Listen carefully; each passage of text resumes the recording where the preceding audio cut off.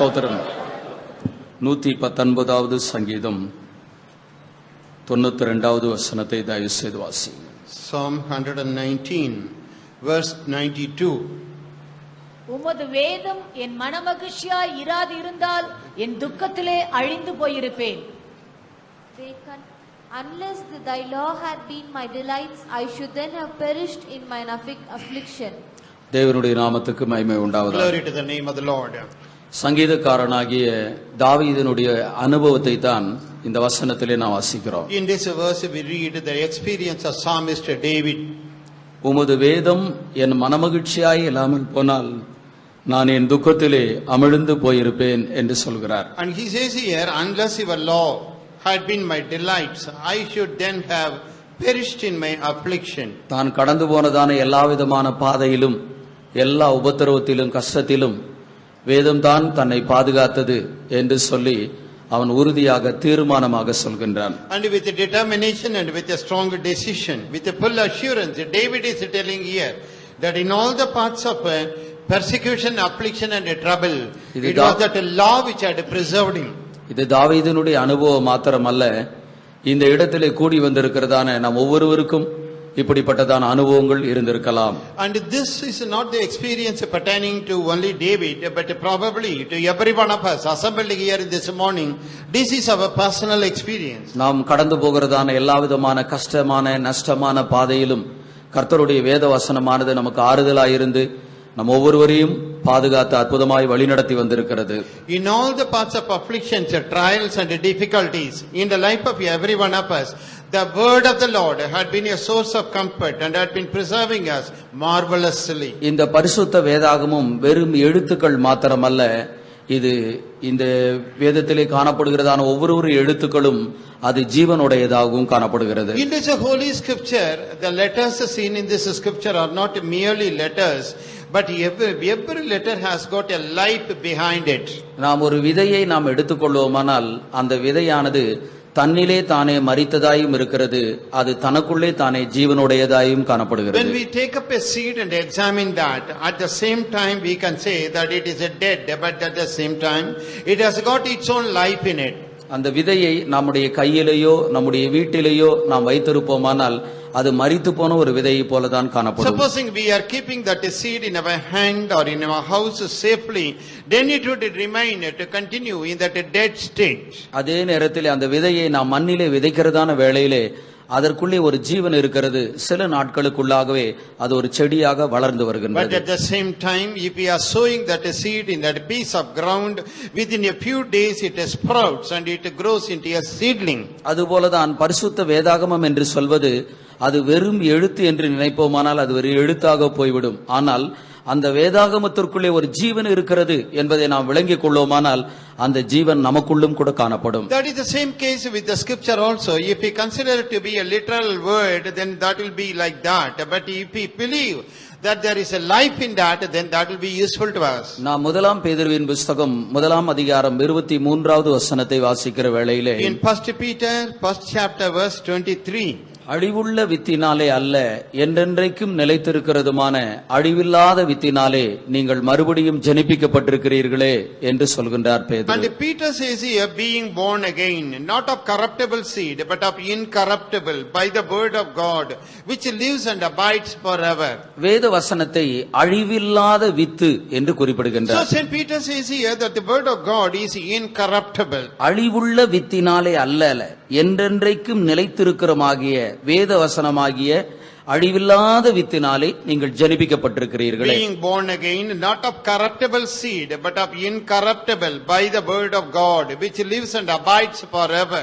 எந்த ஒரு விதையை எடுத்துக்கொண்டாலும் அந்த விதையானது அழிவுக்குரிய ஒரு விதையாயிருக்கிறது. You take up any seed on this earth, that is a corruptible. In other words, one day it will perish.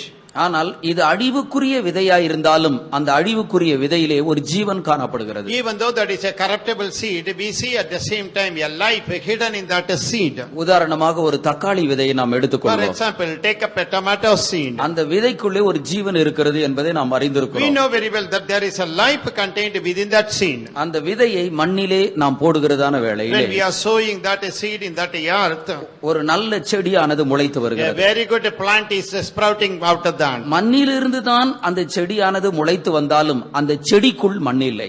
And that is seed, that is seedling is sprouting from that ground, but there is no soil within that seedling. அதே நேரத்திலே அந்த தக்காளி செடியிலிருந்து ஒரு தக்காளியானது காய்க்கின்றது. But at the same time this tomato plant is yielding a tomato fruit.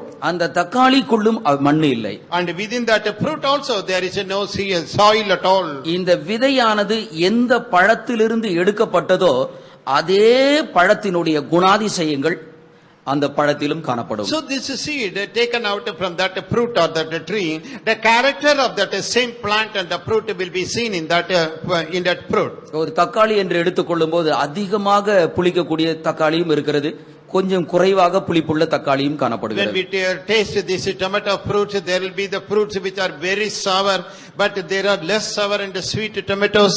அதிகமாக புளிக்கக்கூடியதான அந்த தக்காளி பழத்திலிருந்து விதை எடுக்கப்பட்டிருக்குமானால் அது வளர்கிறதான செடியிலிருந்து முளைக்கக்கூடியதான பழங்களும் அதிக புளிப்புள்ளதாய் If we இருக்கிறது. had taken out those seeds from the sour tomato fruit, then that plant which is sprouting out of that and the fruits coming out of that will be sour. அந்த விதையானது விதைக்கப்படுகிறதான நேரத்திலே அந்த செடிக்குள்ளோ பழத்துக்குள்ளோ மண் இல்லாத ஒரு நிலவரம். But when that seed is sprouting into a seedling, there is no soil at all within that seedling. இன்னொரு விதத்திலே சொல்ல போனால் அந்த விதை எதிலிருந்து எடுக்கப்பட்டதோ அதே குணாதிசயங்கள் அந்த பழத்திலும் In காணப்படுகிறது. other words, we can say from which tree or plant we have taken up that seed, the same character will remain in that seed. அழிவுக்குரிய ஒரு விதை இப்படிப்பட்டதாய் இருக்குமானால் When this is the case for that corruptible seed, வேத வசனம் அழிவில்லாத ஒரு வித்தாய் காணப்படுகின்றது. and the word of God is something incorruptible. அந்த அழிவில்லாத வித்தாகிய வேத வசனம் நமக்குள்ளே வருகிறதான நேரத்திலே When this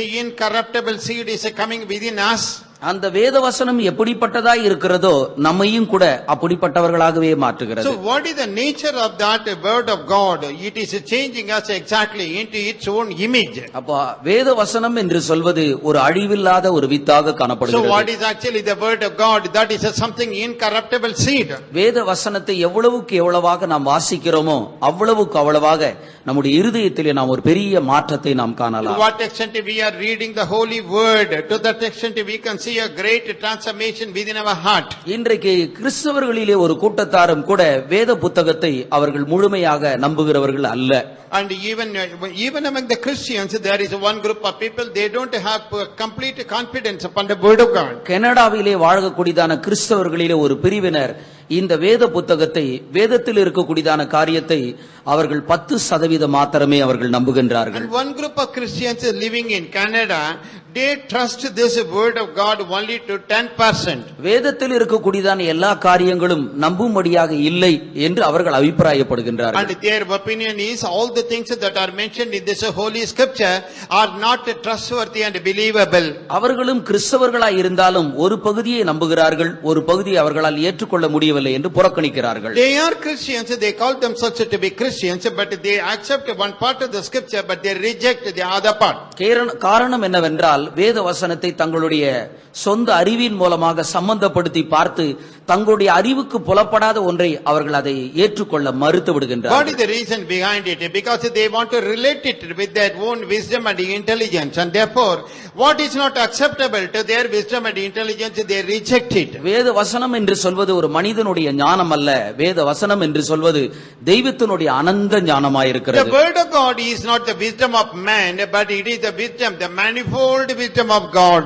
பரலோக ராஜ்யத்தினுடைய மேன்மையான காரியங்களை வேதாகமத்திலே நாம் எழுதி The வைத்திருக்கிறதை நாம் excellent and the வாசிக்கிறோம். glorious things of the kingdom of heaven are written down in this holy word. வேத வசனம் என்று சொல்வது அது ஒரு மனிதனுக்கு ஆத்துமாவிற்கு ஜீவனை கொடுக்கக்கூடிய So வார்த்தைகளாயிருக்கிறது. what is that word of God? That is something which can give life, imparting life to the soul of man.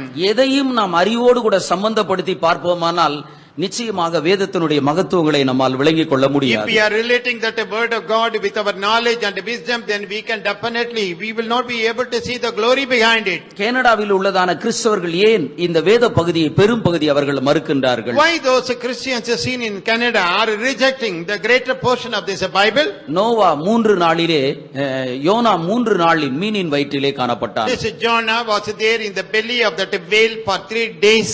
எப்படி மீனின் வயிற்றிலே கல்லறையிலே 3 நாள் காணப்பட முடியும்? How is it possible that he was there in the belly of the whale for 3 days? சில மணி நேரங்களுக்குள்ளாகவே மீனின் வயிற்றில் போகிற வேளையிலே ஒரு மனிதன் ஜீரணமாகி விடுவான். Once a person is going into the stomach of that whale, within a few hours he will be completely digested. இது ஏற்றுக்கொள்ள முடியாது என்று சொல்லி அவர்கள் And மறுக்கின்றார்கள். those people say this is something unbelievable and they reject it. நோவாவினுடைய காலத்திலே பேழையானது உயர்த்தப்பட்டது. During the time of Noah, the ark was raising up and up over the level of water. தண்ணீரின் மூலமாக எல்லா ஜனங்களையும் ஆண்டவர் அழித்து So போட்டார். because of that great flood, all the people were destroyed. அப்படி ஒரு பேழை உண்டாகவில்லை என்று சொல்லி அவர்கள் அதையும் மறுக்கின்றார்கள். And those people say no, there was no such an ark or a boat, and they denied. ஆண்டவராகிய இயேசு கிறிஸ்து ஒரு கன்னியின் வயிற்றிலே பிறந்ததை அதையும் கூட அவர்கள் The Lord மறுக்கின்றார்கள். Jesus Christ, of course, was born in the womb of a virgin, but those people denied that. நரகம் என்று சொல்வதையும் கூட அவர்கள் அதை இல்லை என்று மறுக்கின்றார்கள். And those people just deny the existence of hell. நரகம் என்பதிலே அங்கே அக்கினி அழியாமலும் புழு சாகாமலும் இருக்கும் என்று வேதம் சொல்கிறது. And the Bible says that the fire will be there continually burning, and the worms die not in hell. நரகத்திலே அக்கினி அவியாமலும் புழு சாகாமலும் காணப்படும். And where the fire is not quenched and where the worms are continually existing. இந்த வேத வசனத்தை வைத்துக்கொண்டு அவர்கள் என்ன சொல்கின்றார்கள்? And to accept this word of God, what do those people say? ஒரு அக்கினி என்று ஒன்று இருக்குமானால் அந்த இடத்திலே நிச்சயம் புழு இருந்தால் அது செத்து போய்விடும். And if there is really that a fire, supposing a worm is going into that, it will be burnt. அக்கினி அவியாமலும் புழு சாகாமலும் இருக்கும் என்று வேதம் சொல்கிறது. The Bible says the fire is never quenched, nor the worms die not. அவர்கள் சொல்கின்றார்கள் அந்த இடத்திலே அக்கினி இருக்குமானால் நிச்சயம் புழு செத்து போய்விடும். But those people say if there is a fire really, then these worms will perish. புழு சாகாமல் இருக்குமானால் அந்த இடத்திலே அக்கினி இருக்காது என்று And சொல்கிறார்கள். they say where the worms die not, then there is no fire at all.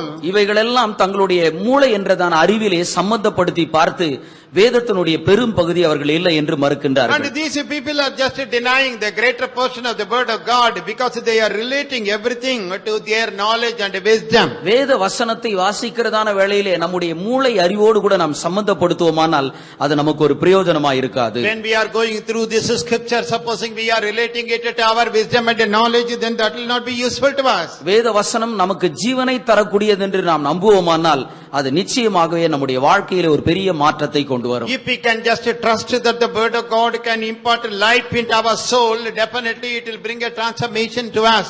1 பேதுருவின் புத்தகம் 1ஆம் அதிகாரம் 24 25 வசனத்தை நாம் வாசிக்கிற வேளையிலே 1 Peter 1st chapter verses 24-25. வாசியுங்கள். மாம்சம் எல்லாம் புல்லை போலவும் மனுஷருடைய மகிமையெல்லாம் புல்லின் பூவை போலவும் இருக்கிறது. புல் உலர்ந்தது, அதன் பூவும் உதிர்ந்தது. கர்த்தருடைய வசனமோ என்றென்றைக்கும் நிலைத்திருக்கும். உங்களுக்கு சுவிசேஷமாய் அறிவிக்கப்பட்டு வருகிற வசனம் இதுவே. For all flesh is as grass, and all the glory of man as the flower of grass. The grass withereth, and the flower thereof falleth away. But the word of the Lord endureth forever, and this is the word which by the gospel is preached unto you. மாம்சமெல்லாம் புல்லை போலவும் மனுஷருடைய மகிமை எல்லாம் புல்லின் பூவை போலவும் காணப்படுகிறது. For all flesh is as a grass, and all the glory of man as the flower of grass. புல் உலர்ந்து அதனுடைய பூவும் உதிர்ந்தது, கர்த்தருடைய வசனமோ என்றென்றைக்கும் நிலைத்திருக்கும் என்று நாம் வாசிக்கிறோம். Here we read the grass withers and the flower thereof falls away, but the word of the Lord endures forever. மாம்சமெல்லாம் புல்லை போலவும் அதனுடைய மகிமை எல்லாம் புல்லின் பூவை போலவும் காணப்படுகிறது. All flesh is as grass, and all the glory of man as the flower of the grass. இந்த பூமியிலே நாம் காணக்கூடியதான எல்லாமே புல்லை போலவும் புல்லின் பூவை போலவும் So all the காணப்படுகிறது. things that are visible on this earth are something like the grass and the flower of the grass. எவைகளும் இது ஸ்திரமானவைகள், உறுதியாய் நிலைத்திருக்கக்கூடியவைகள், அழிக்கப்படாதவைகள், அஸ்தி அப்படி என்று நாம் எதையுமே சொல்ல And முடியாது. we cannot say anything on this earth as something very permanent that will never be destroyed, or that it never will perish. நாம் காணக்கூடியதான எல்லாமே அழிந்து போகக்கூடிய ஒன்றாய் All the காணப்படுகிறது. things which we see with our eyes will perish one day. ஆனால் வேதம் சொல்கிறது வேத வசனமோ என்றென்றைக்கும் நிலைத்திருக்கக்கூடியதாய் இருக்கிறது என்று But the வாசிக்கிறோம். Bible says that the word of God will live and abide forever and ever. அப்படியானால் வேதத்திலே சொல்லப்பட்டதான ஒவ்வொரு காரியங்களும் உண்மையான ஒரு காரியங்களாய் காணப்படுகின்றன. In other words, everything that is mentioned in the Holy Scripture is something very real.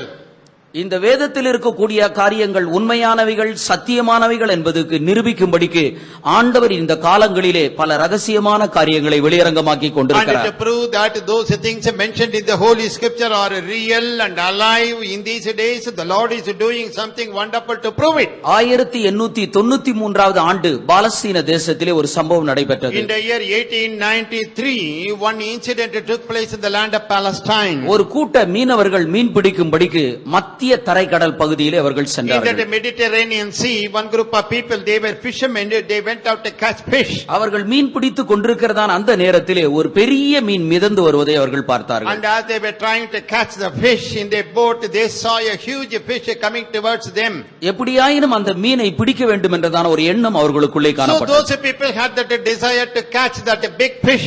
ஆகவே தங்களால் மாத்திரம் இந்த மீனை பிடிக்க முடியாது என்று நினைத்து அருகிலே மீன் பிடிக்கக்கூடியதான மற்ற படகுகளையும் கூட And அழைத்தார்கள். they understood that they cannot catch this fish alone, and therefore they were welcoming, inviting those people nearby to help them. எல்லாரும் சேர்ந்து அந்த மீனை பிடிக்கிறதான நேரத்திலே அந்த பெரிய மீனானது ஒரு படகை தன்னுடைய வாளினாலே அடித்தது. And when all these people joined together trying to catch that fish, this big fish, it just hit the boat with its tail. அந்த படகில் இருக்கக்கூடியதான எல்லாரும் படகிலிருந்து தூக்கி எறியப்பட்டார்கள். And all the people sailing in that boat, they were thrown aboard over that water. ஒருவரை தவிர மற்றவர்கள் எல்லாரும் கண்டுபிடிக்கப்பட்டார்கள். Excepting one person, all the rest of them, they died. அந்த காணாமல் போனதான மனிதனுடைய பெயர் ஜேம்ஸ் பார்ட்லி என்று சொல்வது. And that person who was missing was James Parsley.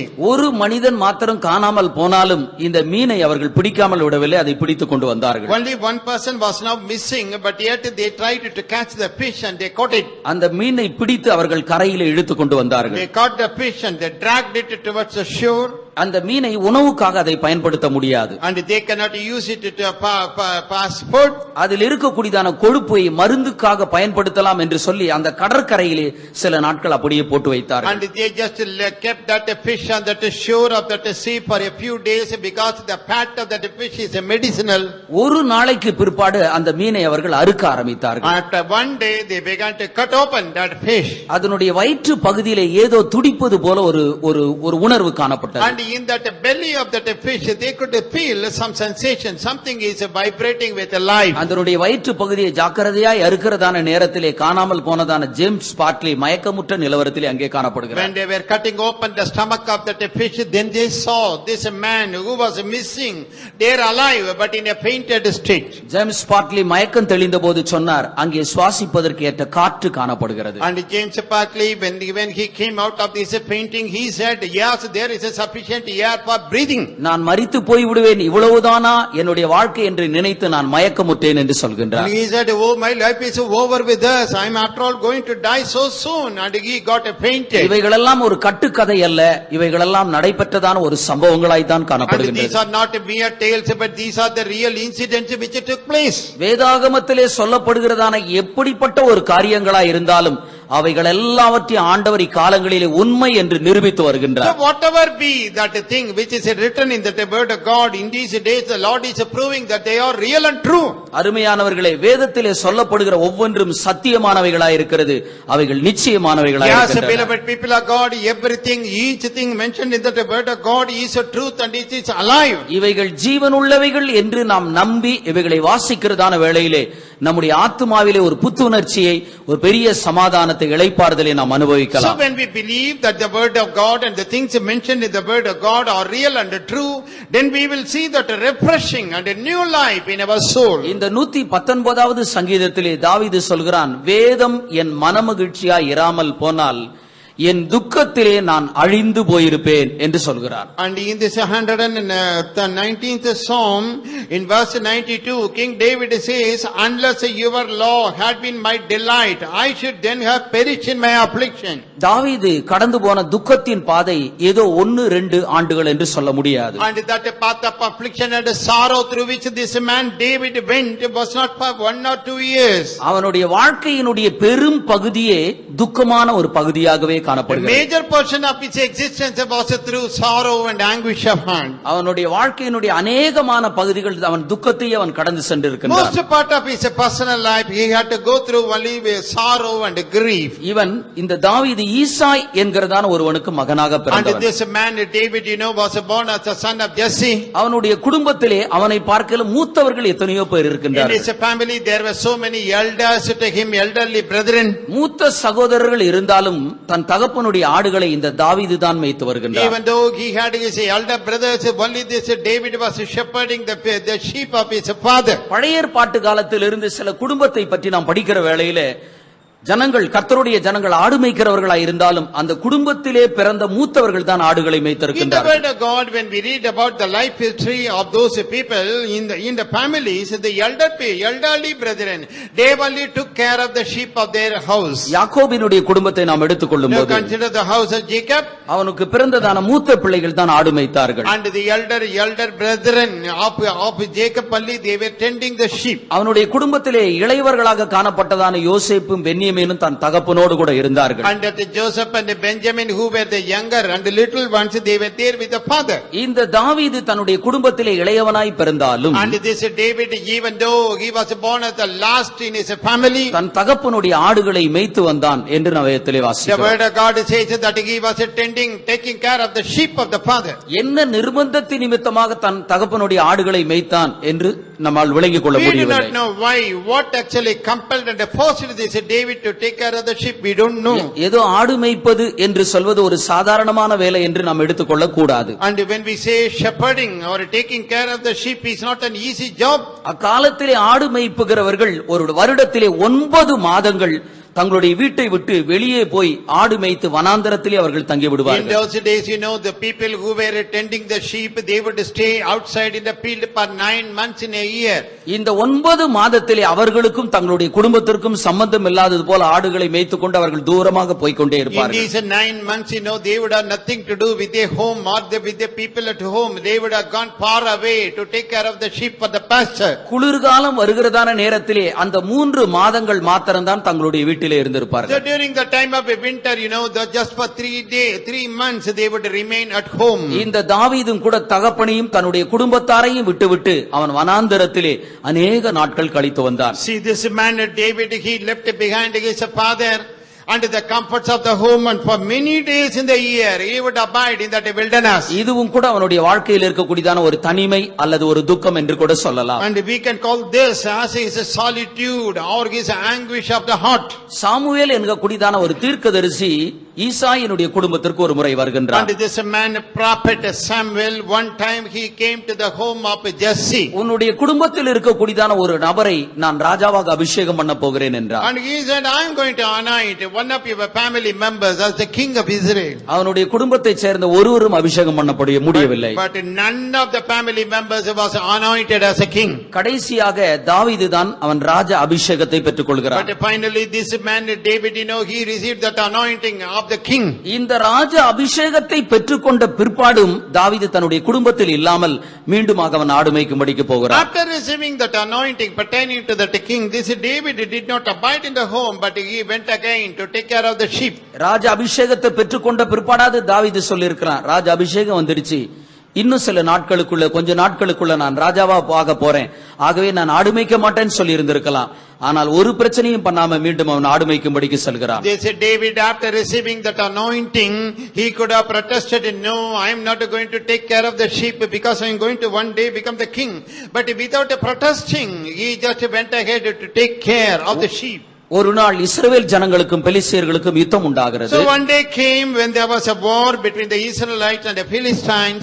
அந்த பெலிஸ்தியர்களோடு கூட யுத்தம் செய்வதற்கு இஸ்ரவேல் ஜனங்களில் ஒருவரும் முன் வரவில்லை. There was not even a single individual to come against the Philistines. தாவீது பெலிஸ்தியர்களோடு யுத்தம் செய்வதற்கு அவன் முன் வருகின்றான். And this David, he came forward to fight against the Philistines. பெலிஸ்தியனோடு யுத்தம் செய்து ஆண்டவர் அவன் மூலமாக ஒரு பெரிய ஜெயத்தை கட்டளையிட்டார். So he fought against the Philistines and God commanded a marvelous delivery for the people of Israel. என்றைக்கு தாவீதை கொண்டு ஆண்டவர் ஒரு பெரிய ஜெயத்தை கட்டளையிட்டாரோ அன்றைக்கு அவனுடைய வாழ்க்கையிலே நிரந்தரமான ஒரு பிரச்சனை ஆரம்பித்து விட்டது. And that day when the Lord commanded a great victory through this David for the people of Israel, from that day a great problem arose in the life of David. அதற்கு பிற்பாடு தன்னுடைய வீட்டிலேயே இராதபடிக்கு அவன் தன்னுடைய வாழ்க்கையை அவன் காட்டிலும் வனாந்தரத்திலும் வசிக்கக்கூடியவனாக இருந்தான். After that he could no more remain in his house, but he had to spend his days in the forest and the wilderness. தாவீதோடு கூட ஏதோ ஒரு சிலர் மாத்திரம் அவனோடு கூட காணப்பட்டார்கள். Only a few handful of people were there with David.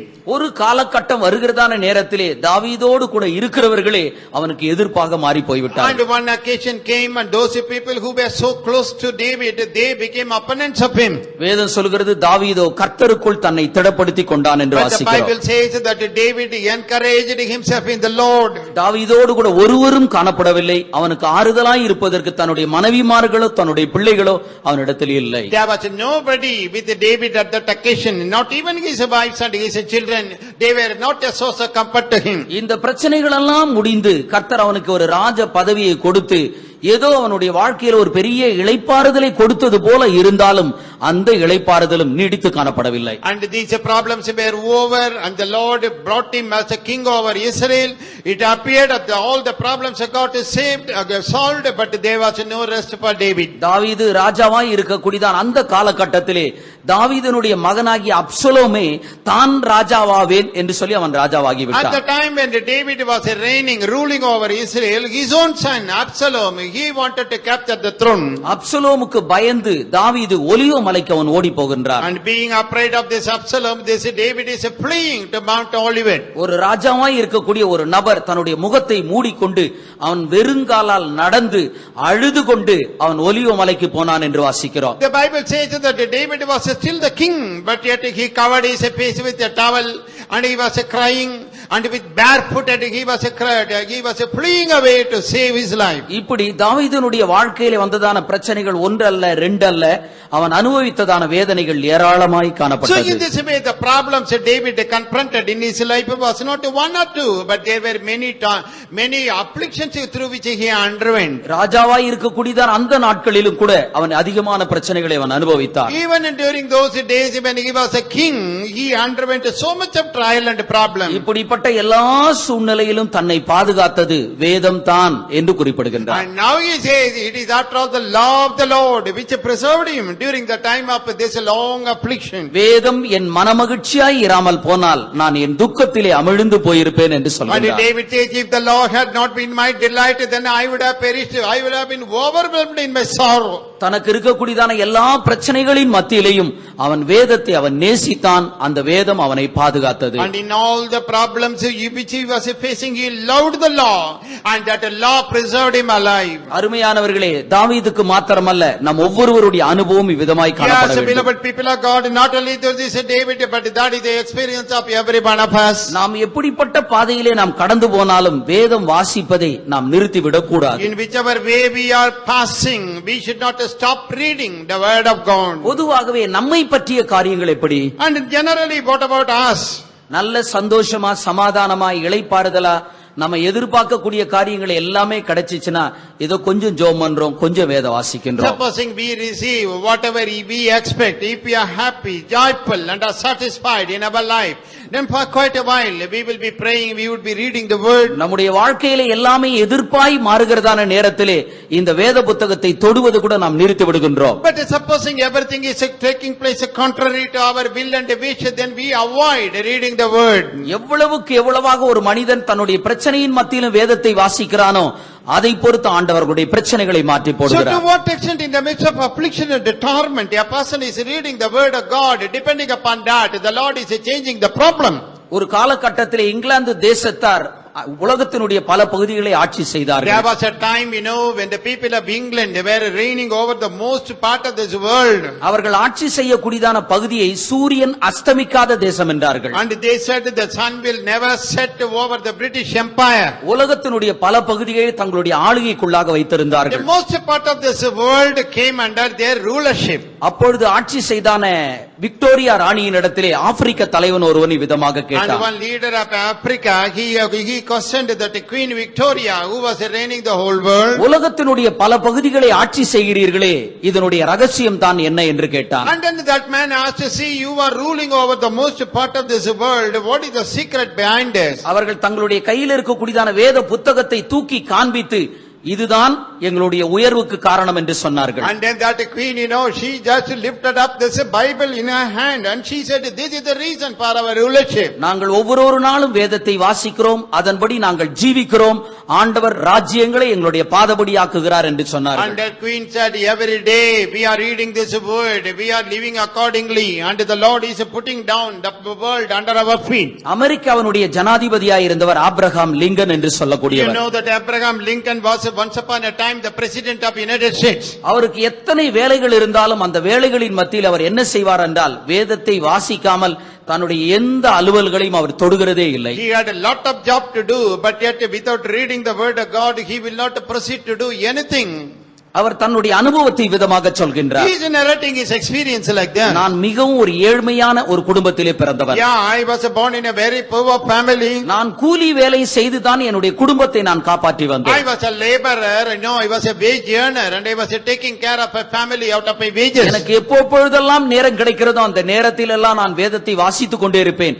கர்த்தர் என்னை உயர்ந்த பதவிக்கு என்னை கொண்டு சென்றார். Whenever I had that spare time, often and often I would be reading the word of God, and the Lord had elevated me to that high position. அருமையானவர்களே, வேதம் என்று சொல்வது நம்மை உயர்த்துவது மாத்திரமல்ல, அது நமக்கு ஆறுதலாய் And காணப்படக்கூடியது. beloved people of God, when we say that the Bible or that the law, not only that it will exalt us, but it will comfort us. வேதத்தை பற்றி நாம் நீதிமொழிகளின் புத்தகத்திலே நாம் வாசிக்கிறதான வேளையிலே, Regarding the word of God, when we turn to the book of Proverbs, நாம் கருத்தாக இந்த வேத வசனத்தை நாம் வாசித்தால், when we diligently read the word of God, நீதிமொழிகளின் புஸ்தகம் 6ஆம் அதிகாரம் 22வது வசனத்திலிருந்து 22-23 வாசிக்கும் போது, when Proverbs 6th chapter 22 to 25, நீ நடக்கும்போது அது உனக்கு வழிகாட்டும்,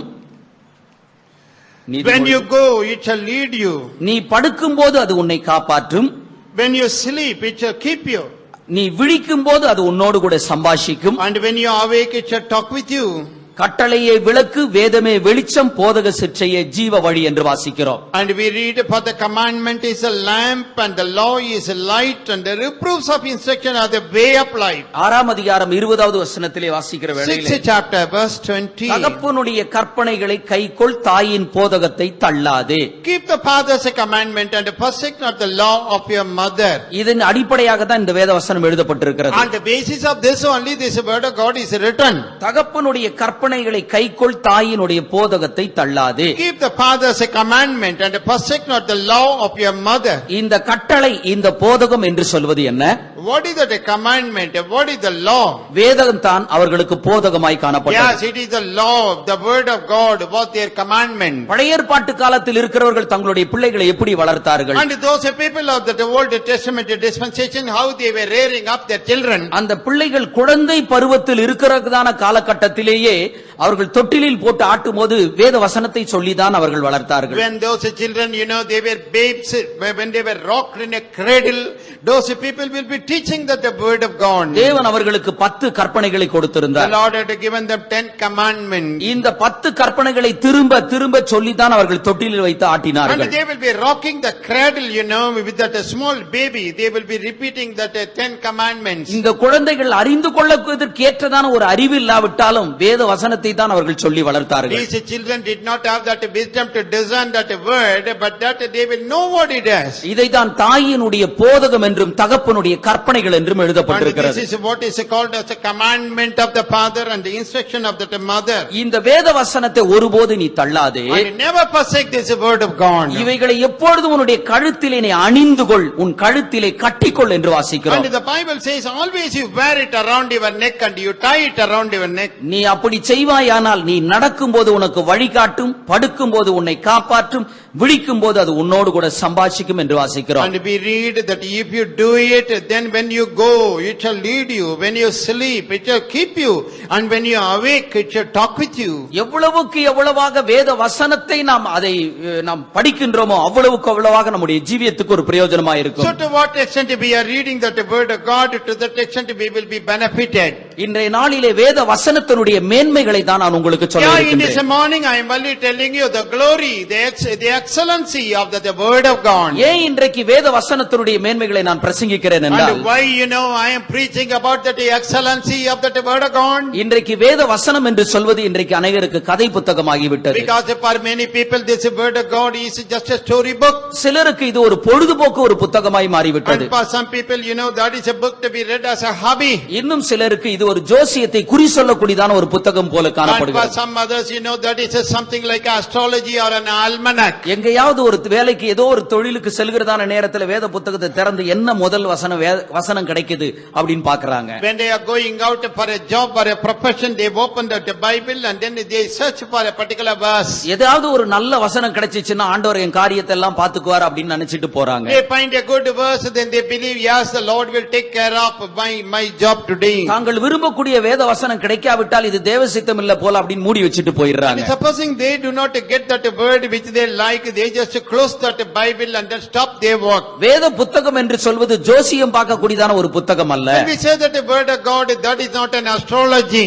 நீங்கள் எல்லாரும் ஒரு கதையை You கேள்விப்பட்டிருப்பீர்கள். all would have heard a story. ஒருவர் தன்னுடைய வேலைக்கு போகிறதான நேரத்தில் வேத புத்தகத்தை அவர் திறந்தார். One person, as he was proceeding for his job, he opened his Bible. வேத புத்தகத்தை திறந்த உடனே அவருக்கு வந்த வேத வசனம் என்னவென்றால் யூதாஸ் நாண்டு கொண்டு செத்தான். The moment he opened his Bible, that verse which struck his eyes was Judas committed suicide and died. இந்த வேத வசனம் நல்லா இல்லன்னு சொல்லிட்டு மூடிட்டு மீண்டும் திறக்கிறார். And he found it untasteful. He closed the Bible, opened it again. மீண்டும் ஒரு வசனம் கிடைத்தது, நீயும் போய் அப்படியே செய். And another time, another verse came to him, you go do likewise. இதுவும் சரியில்லை என்று மூடிவிட்டு திரும்ப திறக்கின்றார். He closed the Bible again and he opened it again.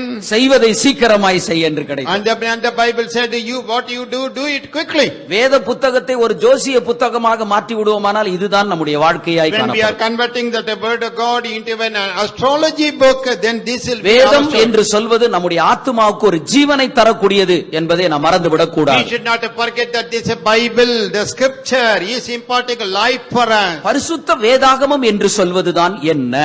What is that holy Bible? மத்தேயு சுவிசேஷம் 4ஆம் அதிகாரம் 4வது வசனத்தை வாசிக்கும்போது, In Matthew's Gospel 4th chapter 4th verse, இயேசு கிறிஸ்து விதமாக சொன்னார். This is what the Lord Jesus is saying.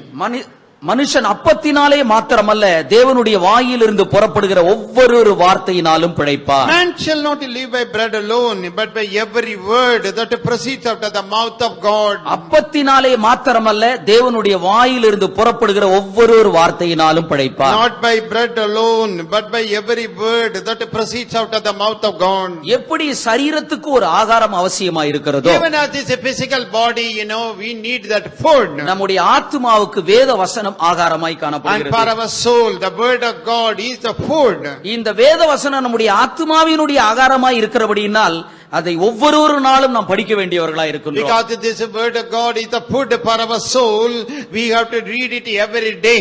உலகத்திலே பெரிய அற்புதங்களை செய்தவர் தான் விக்கில்ஸ்வர்த். Wigglesworth, performed great miracles in this world. அவர் ஒவ்வொரு வேளையும் சாப்பிடுவதற்கு முன்பாக வேத புத்தகத்தை திறந்து சில வேத வசனங்களை வாசித்து விட்டு அதற்கு பிற்பாடுதான் சாப்பிட ஆரம்பிப்பார். Every time, when he wanted to dine, he would keep the word of God open, read a few verses and then begin to eat. அவர் சொல்கின்றார், என் ஆத்துமாவுக்கு ஆகாரம் கொடாமல் என் சரீரத்துக்கு நான் ஆகாரத்தை கொடுக்க மாட்டேன். And Wigglesworth says, when I do not give food to my soul, I won't give food to my body. வேதம் என்று சொல்வது ஆத்துமாவினுடைய ஒரு ஆகாரமாய் காணப்படுகிறது. So what is that word of God? That is actually the food for the soul. 1 பேதுருவின் புத்தகம் 2ஆம் அதிகாரம் 3வது வசனத்தை நான் வாசிக்கிற வேளையிலே, 1 Peter chapter 2 verse 3, அந்த இடத்திலே திருவசனமாகிய களங்கம் இல்லாத ஞானப்பால் என்று நாம் வாசிக்கின்றோம். and there we read the word of God. நீங்கள் வளரும்படி புதிதாய் பிறந்த குழந்தைகளைப் போல திருவசனமாகிய கலங்கமில்லாத ஞானப்பாலின் மேல் வாஞ்சியாயிருங்கள். நீங்கள் வளரும்படி திருவசனமாகிய களங்கமில்லாத ஞானப்பாலின் மேல் வாஞ்சையாயிருங்கள். As newborn babes desire the sincere milk of the word that he may grow thereby. ஒரு குழந்தைகளுக்கு பால் அவசியமாய் இருப்பது போல Even as a baby, desperately needs milk. நீங்கள் ஆவிக்குரிய வாழ்க்கையிலே வளரும்படிக்கு களங்கமில்லாத ஞானப்பாலின் மேல் வாஞ்சையாயிருங்கள். That he may grow spiritually, desire the sincere milk of the word of God. வேத வசனம் என்று சொல்வது பாலுக்கும் அப்பத்திற்கும் ஆகாரத்திற்கும் ஒப்புமையாய் So this காணப்படுகிறது. word of God can be compared to this milk, that food and the meat. யோபு தன்னுடைய ஜீவியத்தை பற்றி சொல்லும்போது And Job, when he is telling about his life, உமது வாயின் வார்த்தைகள் எனக்கு வேண்டிய ஆகாரத்தை பார்க்கிலும் நான் அதிகமாய் காத்துக்கொண்டேன். and the word of your mouth I preserved it more carefully than the food for my body. உம்முடைய வாயின் வார்த்தைகள் எனக்கு வேண்டிய ஆகாரத்தை பார்க்கிலும் நான் அதிகமாய் காத்துக்கொண்டேன். And that word of God, even the word of your mouth I preserved them more carefully than the food for my body. நான் ஆகாரம் சாப்பிடுறதை பார்க்கிலும் உம்முடைய வாயினுடைய வார்த்தைகளுக்கு தான் நான் மதிப்பளித்தேன் என்பது. More than what I eat, oh Lord, I give more honor to your word. அருமையானவர்களே, வேத வசனத்தை நாம் அதிகமாக நாம் வாசிக்கும் போது அந்த வேத வசனமானது நம்முடைய வாழ்க்கையை முற்றிலுமாக மாற்றிக்கொண்டே Yes, இருக்கும். beloved people of God, as we pour over the pages of this word of God, that will be changing our life. நாம் ஆகாரத்தை சாப்பிடுகின்றோம். We eat food. இந்த ஆகாரமானது சரீரத்துக்கு பலனாய் காணப்படுகிறது. Yes, this food becomes the strength of the body. இன்னொரு விதத்திலே இந்த ஆகாரமானது நம்முடைய சரீரத்திற்கு ஒரு வளர்ச்சியை In தருகின்றது. another sense, we can say that this food is making us grow. அதுபோல வேத வசனம் என்று சொல்வது நமக்கு பலனாகவும் காணப்படுகிறது. அது நமக்குள்ளே ஒரு வளர்ச்சியும் And உண்டாக்குகிறது. in the same way, the word of God helps us to grow, and also it is a food for our inner person. ஆவிக்குரிய வாழ்க்கையிலே வளர்ச்சி என்பது சொல்வது வேத வசனத்தை பொறுத்ததுதான். And what is that inward growth? That is the spiritual growth, that it depends upon the word of God. நம்மிலே அநேகர் ரட்சிக்கப்பட்ட காலத்தில் எப்படி இருந்தாங்களோ அப்படிதான் இருக்கிறாங்க. இன்னும் சொல்ல போனா அதை காட்டிலும் சிலர் மோசமாய் Many மாறிவிட்டார்கள். among us, they are in that same state and standard when they were saved. Some people have gone down. நமக்குள்ளே வருகிறதான இப்படிப்பட்ட பின்மாற்றத்திற்கான காரணம் என்ன? What is the reason for our backsliding? வேத வசனத்தை நாம் விட்டுவிட்டோம். ஆத்மாவிலே பலனை நாம் இழந்து We போய்விட்டோம். have left aside that the word of God. We lost that strength for our soul. Spurgeon என்கிறதான ஒரு கர்த்தருடைய ஊழியக்காரர் There இருந்தார். was a man of God, the servant of God, Spurgeon. அவர் இவ்விதமாக சொன்னார், That is what he says. நான் 100வது முறையாக இந்த வேத புத்தகத்தை வாசிக்கிற வேளையிலே For the 100th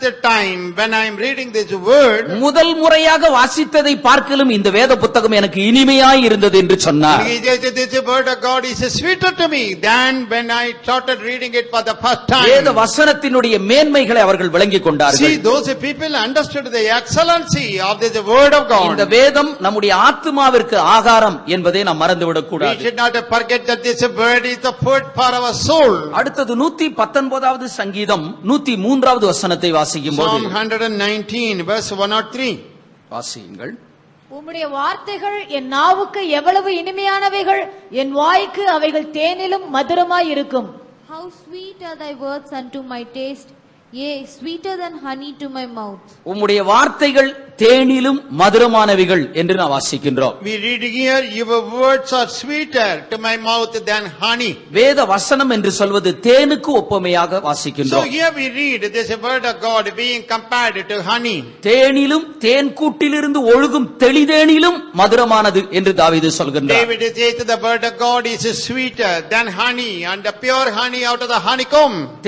தேனை போல அவனுடைய வேத வாக்கியங்கள் அவனுக்கு மதுரமாய் இருந்தபடியினால் தான் வேத வசனத்தை தியானிப்பதற்கு குறித்த ஜாமங்களுக்கு முன்பாக எழும்பினார். Because this word of God was so sweet as a honey to David, he would get up out of his bed before the prescribed time to meditate upon the word of God. வனாந்தரத்தில் இருந்தாலும் சரி, காட்டில் இருந்தாலும் சரி, வேத வசனத்தை தியானிப்பதை அவன் விட்டுவிடவில்லை. He was there in his house or in the forest, but he never forsook the habit of meditating the word of God. ஏனென்றால் இந்த வேத வசனம் தேனை பார்க்கிலும் அவனுக்கு ஒரு மதுரத்தை கொண்டு The வந்தது. reason was this word of God was sweeter than honey. பொதுவாக தேனை நாம் எடுத்துக்கொள்ளும் போது Generally, when we think of that honey, அந்த தேநீரிலே 32 ஊட்டச்சத்துக்கள் இருக்கிறதாக டாக்டர் சொல்றாங்க. and the doctors say that there are 32 different types of nutrients in ஒரு honey. சாதாரணமான ஒரு தேனிலே 32 விதமான ஊட்டச்சத்துக்கள் இருக்கிறதாக See, சொல்கின்றார்கள். this is ordinary honey. It has got 32 types of nutrients. தேனை பார்க்கிலும் மதுரமான இந்த வேத வாக்கியங்களிலே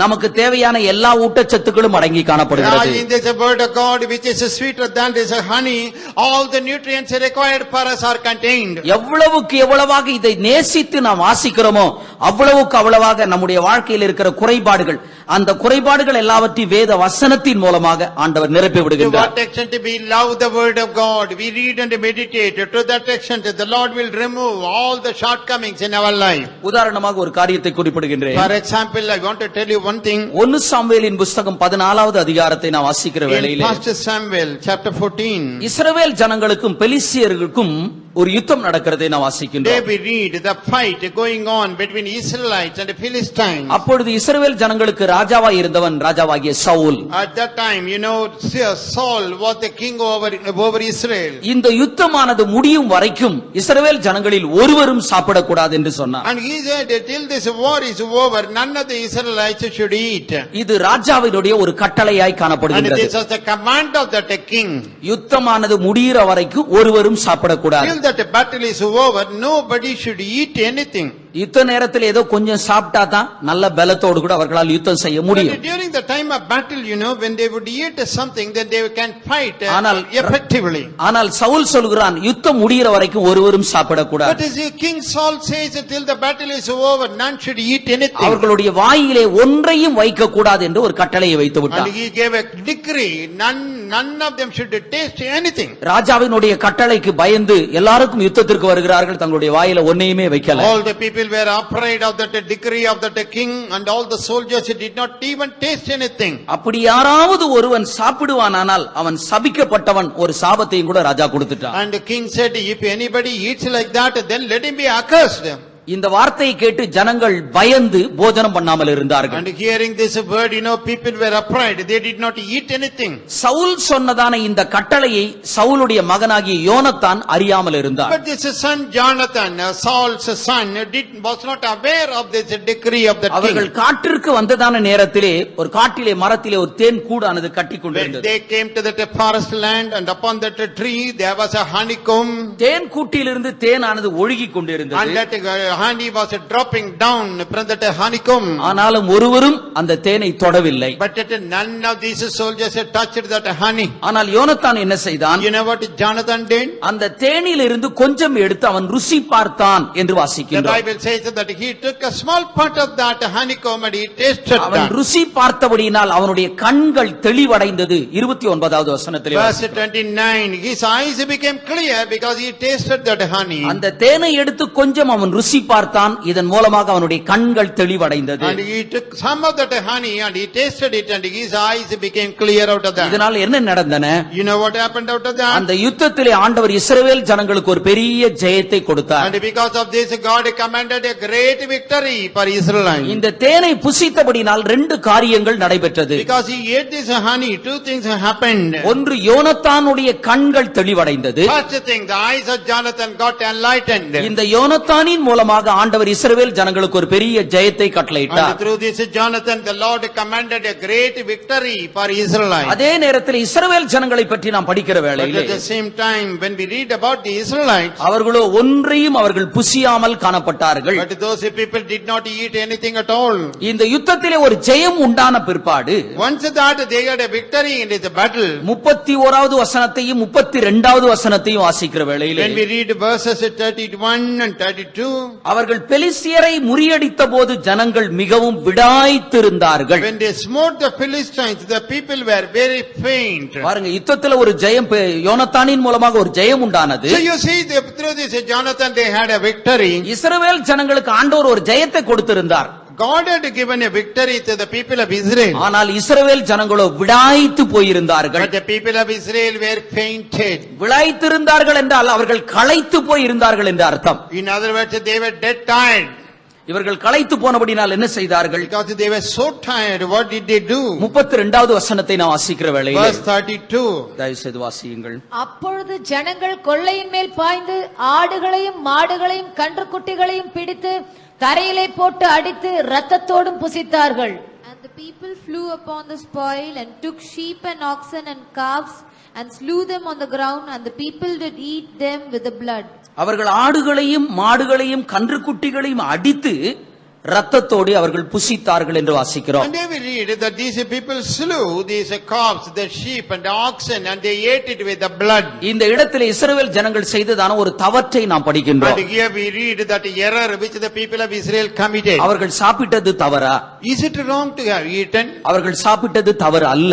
It is not wrong that they had eaten something. ஆனால் அவர்கள் ரத்தத்தோடு புசித்தார்கள் என்று நாம் வாசிக்கிறோம். Here we read that those people ate with the blood of the animal. இஸ்ரவேல் ஜனங்களுக்கு ஆண்டவர் நியாயப்பிரமாணத்திலே ஒரு கட்டளையை கொடுத்திருந்தார். In that Old Testament law, the Lord had given a commandment to the people of Israel. எந்த மிருகத்தை நீ புசித்தாலும் அதனுடைய ரத்தத்தை நீ புசிக்க வேண்டாம். Whichever animal's flesh you eat, don't eat that flesh with the ரத்தமே blood. ஜீவனாய் காணப்படுகிறது. Because the blood is very life. நீ ஜீவனை புசித்தாயானா அது உன்னிடத்திலே நான் கணக்கு கேட்பேன் என்றார். If you are eating that life, then I will ask that account for that. யுத்தத்திலே ஜெயம் கிடைத்தாலும் அவர்கள் ஒரு நியாயப்பிரமாணத்தை மீறிவிட்டார்கள். They had that victory in the battle, but yet they transgressed the command of that law. யோனத்தானை பற்றி நாம் படிக்கிற வேளையிலே When we read about Jonathan, அவன் தேனை புசித்தபோது அவனுடைய கண்கள் தெளிவடைந்தது. when he ate that honey, his eyes were enlightened. அந்த யுத்தத்திலே ஆண்டவர் அவனுக்கு ஒரு பெரிய ஜெயத்தை கொடுத்திருந்தார். In that battle, God had commanded a marvelous victory. ஆனால் இஸ்ரவேல் ஜனங்களை பற்றி படிக்கும்போது When we read about the people of Israel, அவர்கள் விடாய்த்திருந்தார்கள், களைத்து போய் இருந்தார்கள்,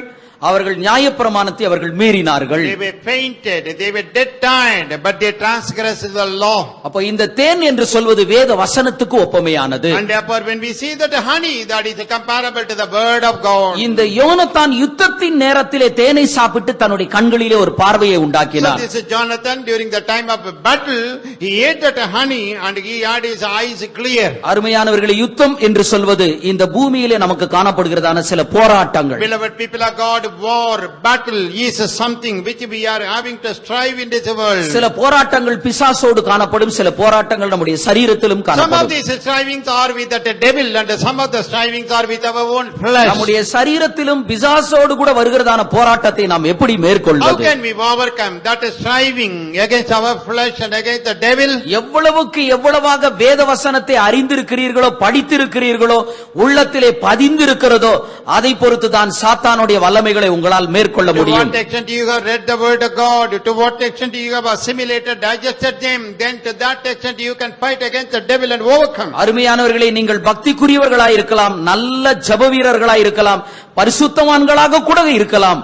ஆனால் வேத வசனத்தை குறித்த ஒரு அறிவு இல்லாவிட்டால் சாத்தானுடைய வல்லமைகளை மேற்கொள்ள முடியாது. Beloved people of God, you may be very godly, you may be very prayerful people, you may be really sincere, but yet if you don't know the word of God, you cannot overcome the devil. எனக்கு ஒரு கர்த்தருடைய ஊழியக்காரரை நான் I know அறிவேன். very well a particular servant of God. உண்மையாகவே வைராக்கியமாய் ஊழியம் செய்யக்கூடியதான ஒரு நபர் தான். Yes, he was really a minister of God, a servant of God with a lot of zeal. எப்போதும் அந்நிய பாஷை பேசிக்கொண்டே இருப்பார். Always he would be talking in that unknown tongue. அவருடைய வாயிலிருந்து எப்பொழுதும் வார்த்தைகள் வந்து கொண்டே இருக்கும். Constantly words will be flowing out of his mouth. ஒரு முறை அவர் ஒரு பிசாசை துரத்தும்படிக்கு அவர் போகின்றார். One time he went ahead to cast out a devil. ஒரு குடும்பத்தார் சொல்கிறார்கள், என் மகள் பிசாசினால் பிடிக்கப்பட்டிருக்கிறாள், நீங்கள் வந்து துரத்துங்கள் என்று கூப்பிட்டார்கள். And one time, you know, that one lady from that house, she said, see, my daughter is possessed by the devil, please come, cast the devil away. இந்த சகோதரர் ஊழியர் நான் ஜெபிக்கும்படிக்கு வருகிறேன் என்று புறப்பட்டு போனார். And this brother, because he happened to be the servant of God, yes, I will come and pray, he said. இவர் விசுவாச வீட்டிலே புறப்பட்ட அந்த நேரத்திலே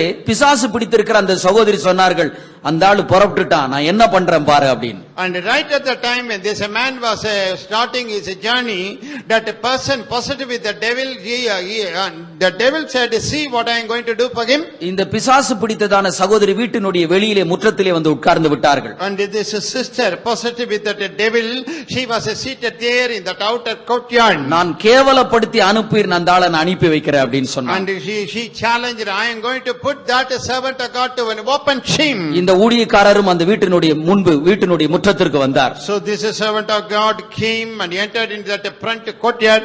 அந்த பிசாசு சொன்னது, மரியாதையா போயிரு, இல்லாட்டா உன்னை பத்தி எல்லா காரியத்தையும் நான் சொல்லிடுவேன். And then the devil said, see, go away, otherwise I will tell all your secrets.